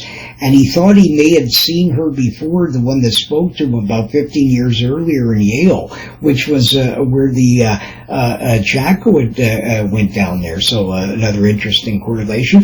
Another account makes mention of trappers knowing the area like the back of their hands and finding a cave with a large boulder in front of it. This shocked them because they thought they knew every inch of the mountain and never saw or heard of it before. They went into the cave and heard noises and took off. They came back again against local elders' advice after telling them, and decided to check the cave out. And now the cave was gone, and the boulder in front of it was covering the whole of the cave, seemingly carved to fit it perfectly. See how genius that is? Like, so what if this is feasible worldwide, that this sort of stuff? In both of these accounts, one of the young one is hiding in a hollow underneath trees in a bushy-like sort of spot, and the only reason he's found because the dog can sniff. And the other one here, where the creature, of course, would leave the cave, and they speak a language here. So this is a primitive one, and the reason why they might have spoken this is because these guys will cover this next about a girl that was actually captured. These guys were doing the same kind of behavior like in the Lovelock cave, except they weren't eating them, they were mating with them. And this sort of stuff like this.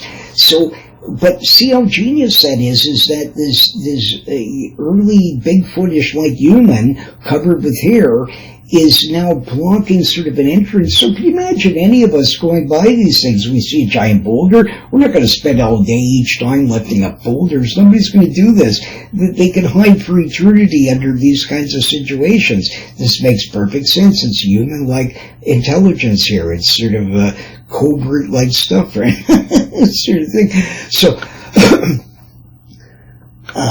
one lady, a native named Serpine Long, who was from the Chehalis Reserve in northern BC, was in 1871 kidnapped by a teenage Bigfoot when she was picking berries on the base of Mount Morris, when a hairy hand came out of the bush and put his hand over her mouth and lifted her up, exactly as I had mentioned in that case there in one of the national parks, and that sort of thing, as well as another one that I found that the police and actually the rangers ignored. Some witnesses had said that they saw a hairy giant guy having a childlike figure over his shoulder.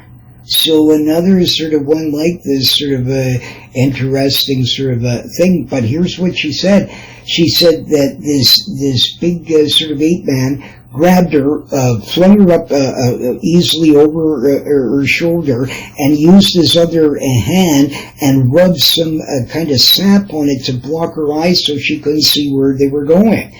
So human intelligence here again, right? He brought her, the guy sort of shot up the mountain with her. She figured it must have been Mount Morris because it didn't seem like they left anywhere. They just kept going up. And somehow she was brought to the top of this Mount Morris somewhere to a cave. When she was brought in there, she could barely sort of see, and then all of a sudden there was a light, and these big giant ape people were using a primitive fire. And so very similar, like Osmond's account in a lot of ways of sort of the family unit, how they behaved in this sort of ways. And in this case, it was an older couple, and the son, and this was all that was there. So you had the old couple and then the son.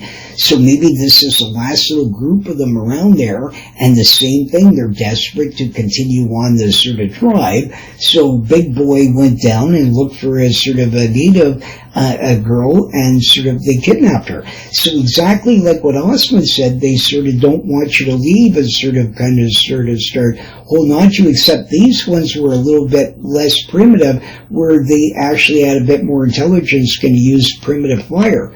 Okay, they spoke a language like the Douglas dialect, which she learned over time to communicate with them. Now, after being kidnapped for about a year, she started getting really sick, and they had fed her like berries and roots and stuff. So they treated her sort of, I guess, whatever, right? But I mean, you know, they sort of fed her well and that sort of thing. But she had gotten quite ill, and so she had asked, and by this time had learned to communicate with them and this sort of thing. And she even asked them how the old man, how he kills the sort of food that he would bring. And he showed with his hands that he sort of grabs them, I guess, sort of idea, or gives them a karate chop, like sort of thing, which she was kind of suggesting, seeing he might just grab them with his hand and strangle them or whatever, right? That sort of idea. And she said she was very impressed with their great strength and all that sort of stuff like this, right?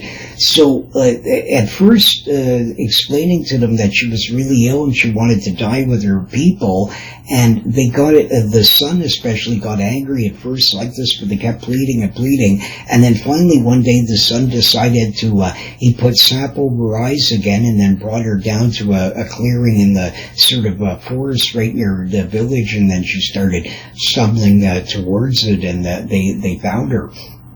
Okay, but this guy actually looked all sort of upset when he let her go and sort of things like this. Well, when they found her, they couldn't believe, because they had figured she was dead, of course, and stuff like this. So they didn't ask her a bunch of questions at first and just shot her to bed.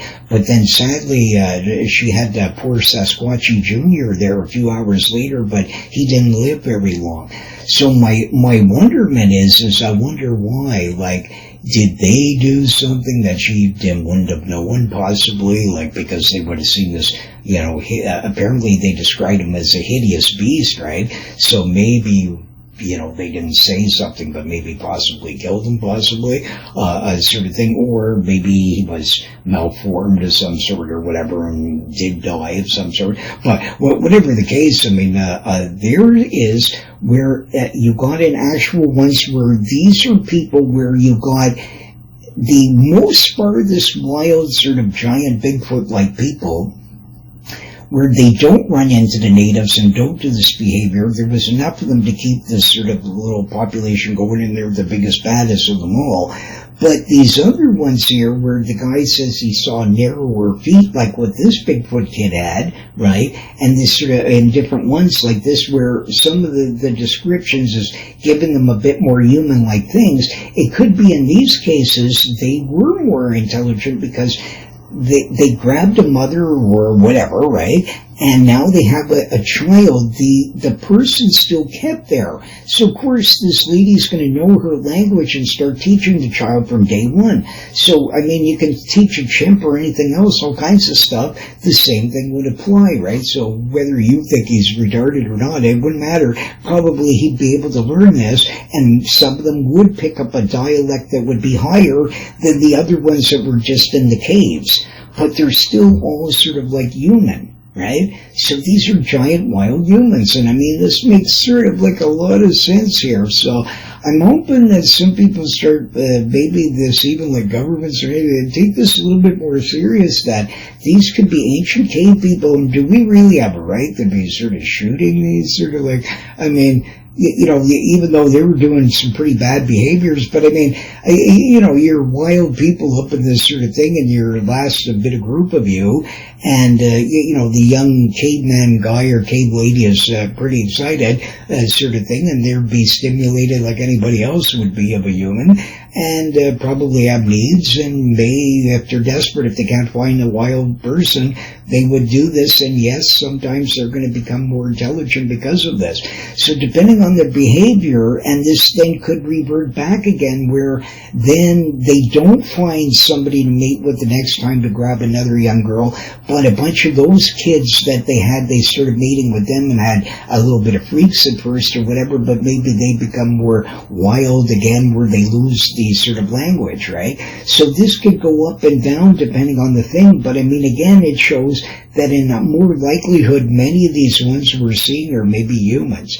And some of these deformities with the faces and stuff of the odd werewolf guy sort of kind could be possibly for that sort of a thing, right? So, I mean, this is actually feasible. Very interesting, but, I mean, this poor lady, I mean, you know, terrible what happened to her and stuff like that. But I mean, the things she says really adds up, and how they can hide amongst us quite easily even adds up more, and sort of think like this. So it makes Bigfoot even more and more feasible by the second, and her stories matches these other accounts of people, the kids being stolen from Russia all over the place. So it all sort of adds up, while with the other ways everybody imagined this, it wouldn't add up, right? So very interesting. So again, notice the stories by the behavior of talking, taking local victims to keep the drive going, sort of thing like this, and all that sort of thing. I mean, it's sort of, you know, all this could occur so easily, really, like worldwide, as sort of this sort of thing, where, you know, this could have occurred, and these giants, sort of the ones that were not sort of tainted with sort of human habitat and stuff, the ones that were lucky enough to have enough mates out there to mate with of their own kind, sort, they would be more primitive and just do the growling and all that kind of thing. But other ones in these sort of situations like that could get the more human-like stuff because the parent was kept alive. Makes perfect sense. I mean, in a lot of ways, right? So very interesting, and you got to admit that there's a lot sort of, I mean, considering they found these skulls many times and these weird stuff, it all sort of adds up in a more of a physical like world where this could be feasible. And considering in the Amazon there's all kinds of still ones found in different tribes, occasionally these could be the same sort of thing where they're just in small numbers mostly, except maybe in a few rare cases, right? And again, the same individuals or two could be responsible for sightings for many years, right? Sort of thing. But here's some odd cryptids that I find interesting here. They've collected old newspapers and stuff like this. This bizarre beast here was being shown in the 1800s in the circuses.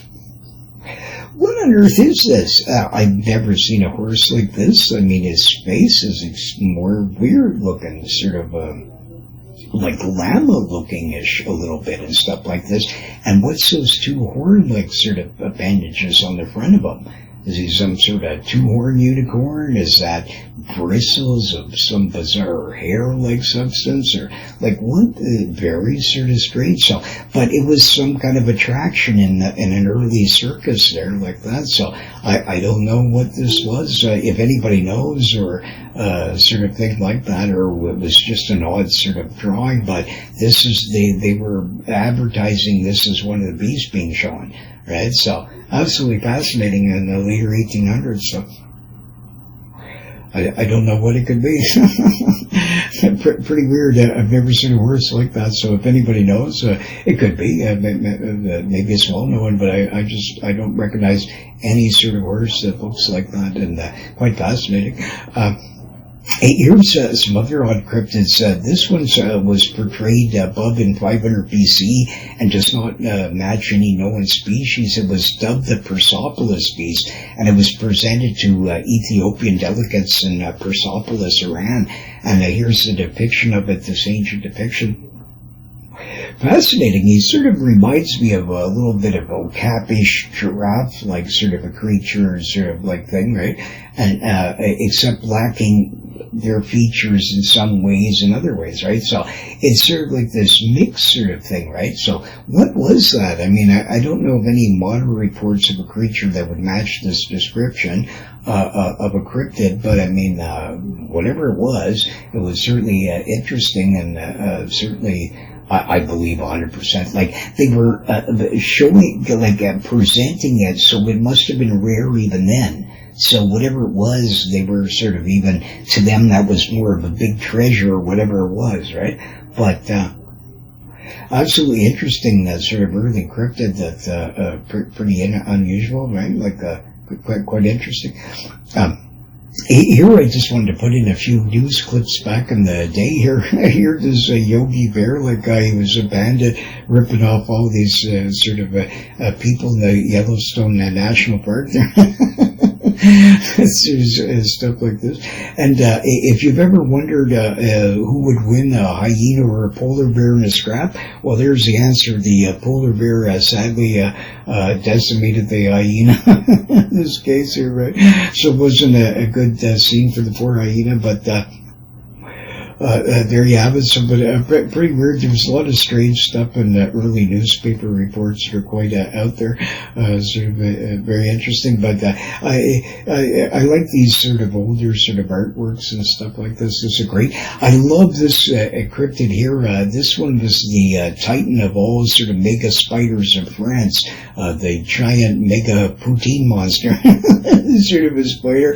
And this is one of the weirdest cryptids I've ever heard of. It doesn't seem to be being seen today. But another thing I was wondering here, does this cryptid by a giant spider, if he chewed gum after every meal? You can see this early Wrigley's here one, but all kidding aside, this giant killer unknown spider that was living in Paris, France caves at the tomb of Azor underground, people kept vanishing, missing once around they go around this tomb. It was dubbed the Sanguinary beast, and is given for the cryptid's beast name. But one account shows that the French beast could still be in the tomb's catacombs, along with wild men and a giant buried there that was supposedly buried there. This giant, apparently a skeleton still there, or was at one point. Anyways, this creature was described as a mega spider that would sing, wreaking havoc on whom would enter the cave, right? Ladies and gents kept vanishing over the years, so the locals with the police entered and found a chasm after hearing struggling and singing sounds. The light of their lamps saw a terrifying sight. Their comrade was being attacked by a giant spider in its grasp, wriggling and grasping to fight it off. It was as large as a full-grown terrier and covered with wart-like protuberances, as well as bristling with coarse brownish hair, with 8 giant legs. They shot it with 20 musket balls. The man died struggling with green goo all inside of him. The other policeman was knocked out, falling down a shaft to survive. They killed the beast, and it was stuffed and sent to the museum, and it was dubbed by the science guy there, Arachne gigantus. Wonder whatever happened to the spider, and did it also drink vino? Sort of stuff like that. So maybe that was the answer, that this poor spider with all these sort of vino being flushed down the toilets and stuff like that, the sort of, he started mutating down there and became gigantic with all this sort of green ooze in him that might have been creme de menthe or something. But anyways, can you imagine the size of that? So, I mean, absolutely terrifying. And this is like a real, supposedly, account in the papers at the time. And they claimed that these people were being killed and sort of by this giant, deadly sort of spider, whatever the heck it was there. So, absolutely fascinating. So, pretty weird cryptid. Here, another one, the Salala. This cryptid killer from Egypt name means killer dog, has been explained off by skeptics as foxes. Now, that doesn't look like a fox to me at all. Like, I mean, so this is claiming to be one of them. Looks like some kind of dingo-like sort of a creature. Anyways, I doubt it's a fox. This animal is sometimes described as being as big as a donkey. So, I mean, foxes aren't remotely in that sort of a range here. And it hangs out in thick cane fields, hunts at night. Some descriptions give it stripes. Even one was killed by police, and they identified it as some kind of hyena. So, quite interesting, but that's not a hyena here, so whatever this was, it could be that maybe like the odd time some other cryptid that you're going to blame in the same area is doing something that ends up being something else, but maybe isn't the one that you're talking about, right? So, I mean, I would say that's pretty interesting evidence there, whatever it is. I don't recognize this dog species, so it sort of looks wolfish-like, sort of like to certain degrees to a dingo-like sort of a creature. So, interesting anyway. So, certainly something out there, you know what I mean? Some of the attacks are even like chupacabra-like that they've reported and stuff like that. So, pretty creepy. But I know one thing, that these guys must have had a history with some kind of creepy creature like this, because in those areas, you'll see a lot of these people, they're terrified of dogs, and they don't like them, a vast majority of them, sort of thing like that. And it could be in ancient times that this kind of creature or something like this was more common and sort of would wreak havoc upon the sort of locals, right? So quite peaceful. Interesting cryptid anyway. So hopefully there's still a few of them around. I hope they don't eat people, but I mean, hopefully there's enough food out there for them, but they're quite interesting, whatever it is. Some kind of canid-like sort of a creature. Here, the thylacine claimed to be extinct in the 30s, yet so many sightings since then, including a few films that are very convincing. Here, the thylacine thought extinct. You can see, I don't believe it is at all. I've even studied numerous prints found that match old ones on records in museums. Also, thylacine hairs that were found, where these scientists, it seems the Australian sort of government or somebody out there is telling these laboratories to sort of basically lie, or be that they can't tell the difference and they have no idea what they're talking about. Because what's happened is that a fair amount of people now have sent in sort of hairs where they always come back and claim it's a deer or a kangaroo or something, yet they're actually sending real thylacine hairs from a museum just to see what they say, because some of them found what they knew they weren't deer and other ones like this, and they matched the ones in museums of like what they look like and everything, so they got suspicious, and every time this is what they answer. So my suspect is that scientists have been lying for a long time about this and actually know possibly the creature is still, that thylacine still actually exists, and deny this because they don't want people sort of going in there hunting them. That could be, I'm giving them the benefit of the doubt, or B, they're actually just really like denying. I mean, it's mind-boggling. There's one of the viewers there, this guy, no matter what I told him a bunch of stuff about the turtle I mentioned on another show there, how you could be by a place for about 50 years, and how could this be, and you never see this thing once, and all of a sudden it appears in a small area like that. When you observantly looking at the water around the clock, it seems incredibly hard to believe, yet it occurs, right? And these odd things like this. The Glon guy, 100 years, people have been going to the island looking for the tortoise, all of a sudden it's there. And this sort of thing. So, I mean, these skeptical answers are ridiculous because, again, it's feasible, right? And a sort of thing like this, where if you got sort of like lots of sightings, they never stop, not since. So just because some guy claimed in 1938 that was the last one because he didn't find one, every second after that, people kept claiming in both countries, and even in Papua New Guinea, and even a few remote islands and weird stuff of a similar like creature, reported them since. And we're going to go through some films here and recent tracks and stuff like this. That sort of a thing. But the interesting thing, again, is that you're sending in real, proven, from museums, thylacine hairs, yet they will send them back and claim that they're deer.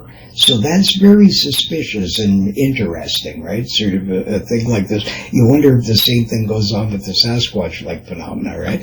So, but here, these recent prints found match old ones in records. Now, here's from the museum in the middle, okay? And thylacines, what they do is they don't have like a padding like regular dogs and wolves and this sort of thing do, and they spread out their toes way more, and they have this elongation more to sort of almost like the werewolf prints that I found, where they go back past this sort of a thing like this, right? And you can see the sort of the big long claws there on this sort of the points, and a lot of these prints have been found where they're sort of the 4 and 5. Dogs don't have that sort of thing like that. So thylacines are different in quite a few ways, and these tracks sort of match the thylacine tracks instead of dogs or other sort of animals, right?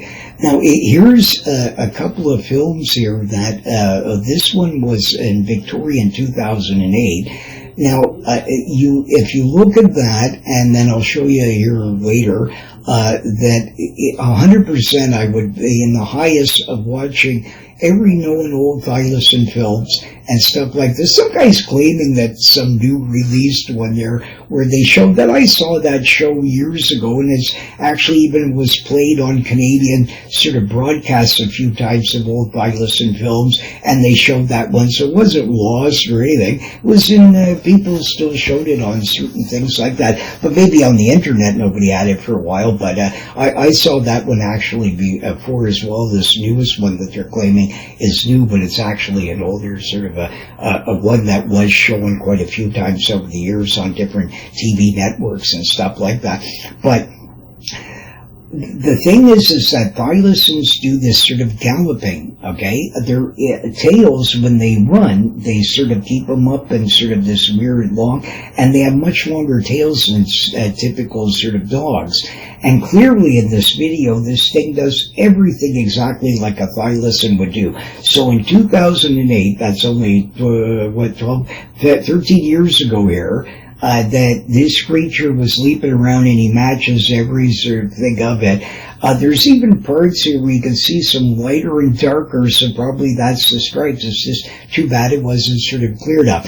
This one, the same thing in the 70s. You can see the extremely long tail, the great big pointed sort of ears, the face is the same, and this sort of thing like this, and he does the same sort of gallops. Right? So I believe these two films, by looking at thylacines and comparing them both, I watched them both at the same time and see all this sort of movements and everything. It doesn't match any dogs or dingoes or other kinds of creatures, the way that they're moving and the behaviors that they have, but they do match 100% the thylacine. So, you know, to deny this sort of stuff I find bizarre. Right?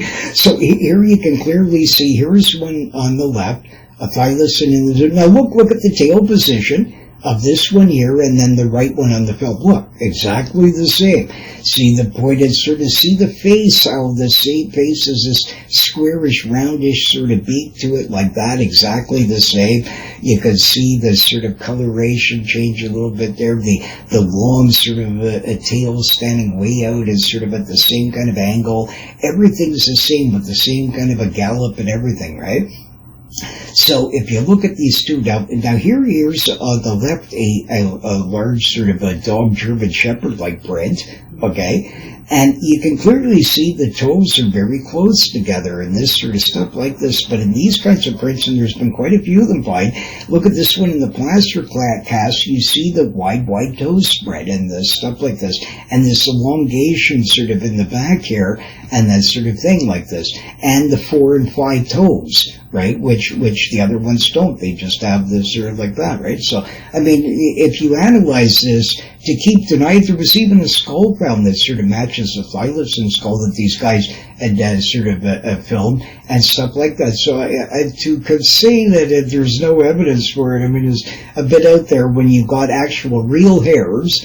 Okay, where this guy found real hairs, he went to a museum, he matched them up with real hairs known in the museum, and both times, no matter whether his example or theirs, they send back saying that there's sort of deer and stuff. So obviously there's some kind of weird thing going on there, right? A bit more conspiracy-like thing. So, but anyways, and no matter what anybody says, I 100% believe that they still exist, and will, you know, just as much as anybody wants to adamantly argue and saying they don't. Like I said, the trap cameras for years have been set in places and never seen the creature, and all of a sudden it's there, right? So here, one witness I even chatted with there about this Bahali is a lizard to crocodile-like beast reported along rivers or other waters in mostly Western Africa. It's different from crocs due to it's got a more rounded sort of face and more spiky like up in the top and stuff like that, and longer front legs and back legs than crocs or gators. It's usually found in thick rainforests more around water, and it's most seen in the regions of Liberia. They are reported between 15 to 30 feet long, but can run much faster than a croc, and is said to ambush its prey often near water, and jumps out, grabs the prey with its jaws, and drags it under, and then drowns it. That makes sense, I mean, because you don't want the creature jumping around fighting you and stuff like that, so you drag it under the water. I mean, that would be sort of common sort of thing you would want to do, I suppose, right? And but the colors vary a bit greenish to dark, but anyways, bottom line, it'd be a good sort of hunting tactic to sort of do. Locals claim that they hunt it occasionally, and if one is caught, that it's chopped up and sold for high amounts in the market. This cryptid, if someone took serious, could be caught and offer large amounts of money to locals to not kill one and to capture for you, or if killed, not to grind up the parts. I would hunt this one, and I believe it'd be catchable because of the size of it and the different sort of, you could probably use netting or some kind of weird sort of way of trapping this dude. That might be possible, but here's from a description of one of the witnesses there, what he saw. Some give them more bigger spikes on it and stuff like that, so I suggest possibly males or females, maybe one or the other has more pronounced sort of stuff like that, but that's basically what it looks like. The guy said it had like longer sort of front area than the back, seemingly a bit, and but its face was more like sort of like this, and instead of crocodilian, more sort of longer, sort of like that, right? So very interesting creature. But I mean, apparently all kinds of people ran across this thing in markets and stuff, parts of it and stuff like this. So I mean, it's a highly probable cryptid, and highly probable you could prove it, sort of thing like that. So I definitely find this one would be worthwhile sort of hunting. But here's this giant wolf here, the sort of another one here, this Wahila. Like, look at the size of this sort of wonderful sort of beast, eh? Like, I mean, isn't he something, eh? So, you know, but anyways, you know, it's very interesting, these sorts of stuff. There's all kinds of other weird cryptids out there that we'll cover in the next sort of show like this. If you have any cryptid encounters there, I haven't been interviewing too many people in recent times and stuff like this, so if you'd like to leave for stories, we may include that, or interview you, possibly put you on a sort of the show or something like that, your story or that sort of thing, right? So if you'd like to do that, especially native accounts, I was going to get married once to a native lady, and sadly we couldn't because of sort of family issues, problems where we had to stay in different places for a while and stuff like that. But she actually had a Bigfoot-like encounter, and has seen also some other weird sort of thing, and So I think these stories very credible and sort of 100% sort of believe native sort of accounts and things like that. So I'm always interested in that kind of stuff, and especially strange cryptids, giant fish stories, any of that sort of things like that. So next one there we'll do mermaids updates. I wanted to do that one again and cover some more interesting freshwater ones and some weird things like that, and some Madagascar cryptids, and including my little donkey buddy there. Sort of stuff like this. So, but anyways, hopefully you enjoyed the show. It's a different sort of take on the werewolf-like thing, but you gotta bet that this Bigfoot phenomena, for sure, there is something to this. Like, where, I mean, constantly, and the werewolf thing actually does have a physical-like explanation where, again, it could be some kind of freakish Bigfoot or something like that that's a bit out there where it's a human being with weird deformities and the guy lives long and you see him from time to time and maybe, yeah, he does howl like a wolf. It's possible, but definitely giant wolves exist anyways, and so we'll leave it at that, but the Wahila to all these different ones out there,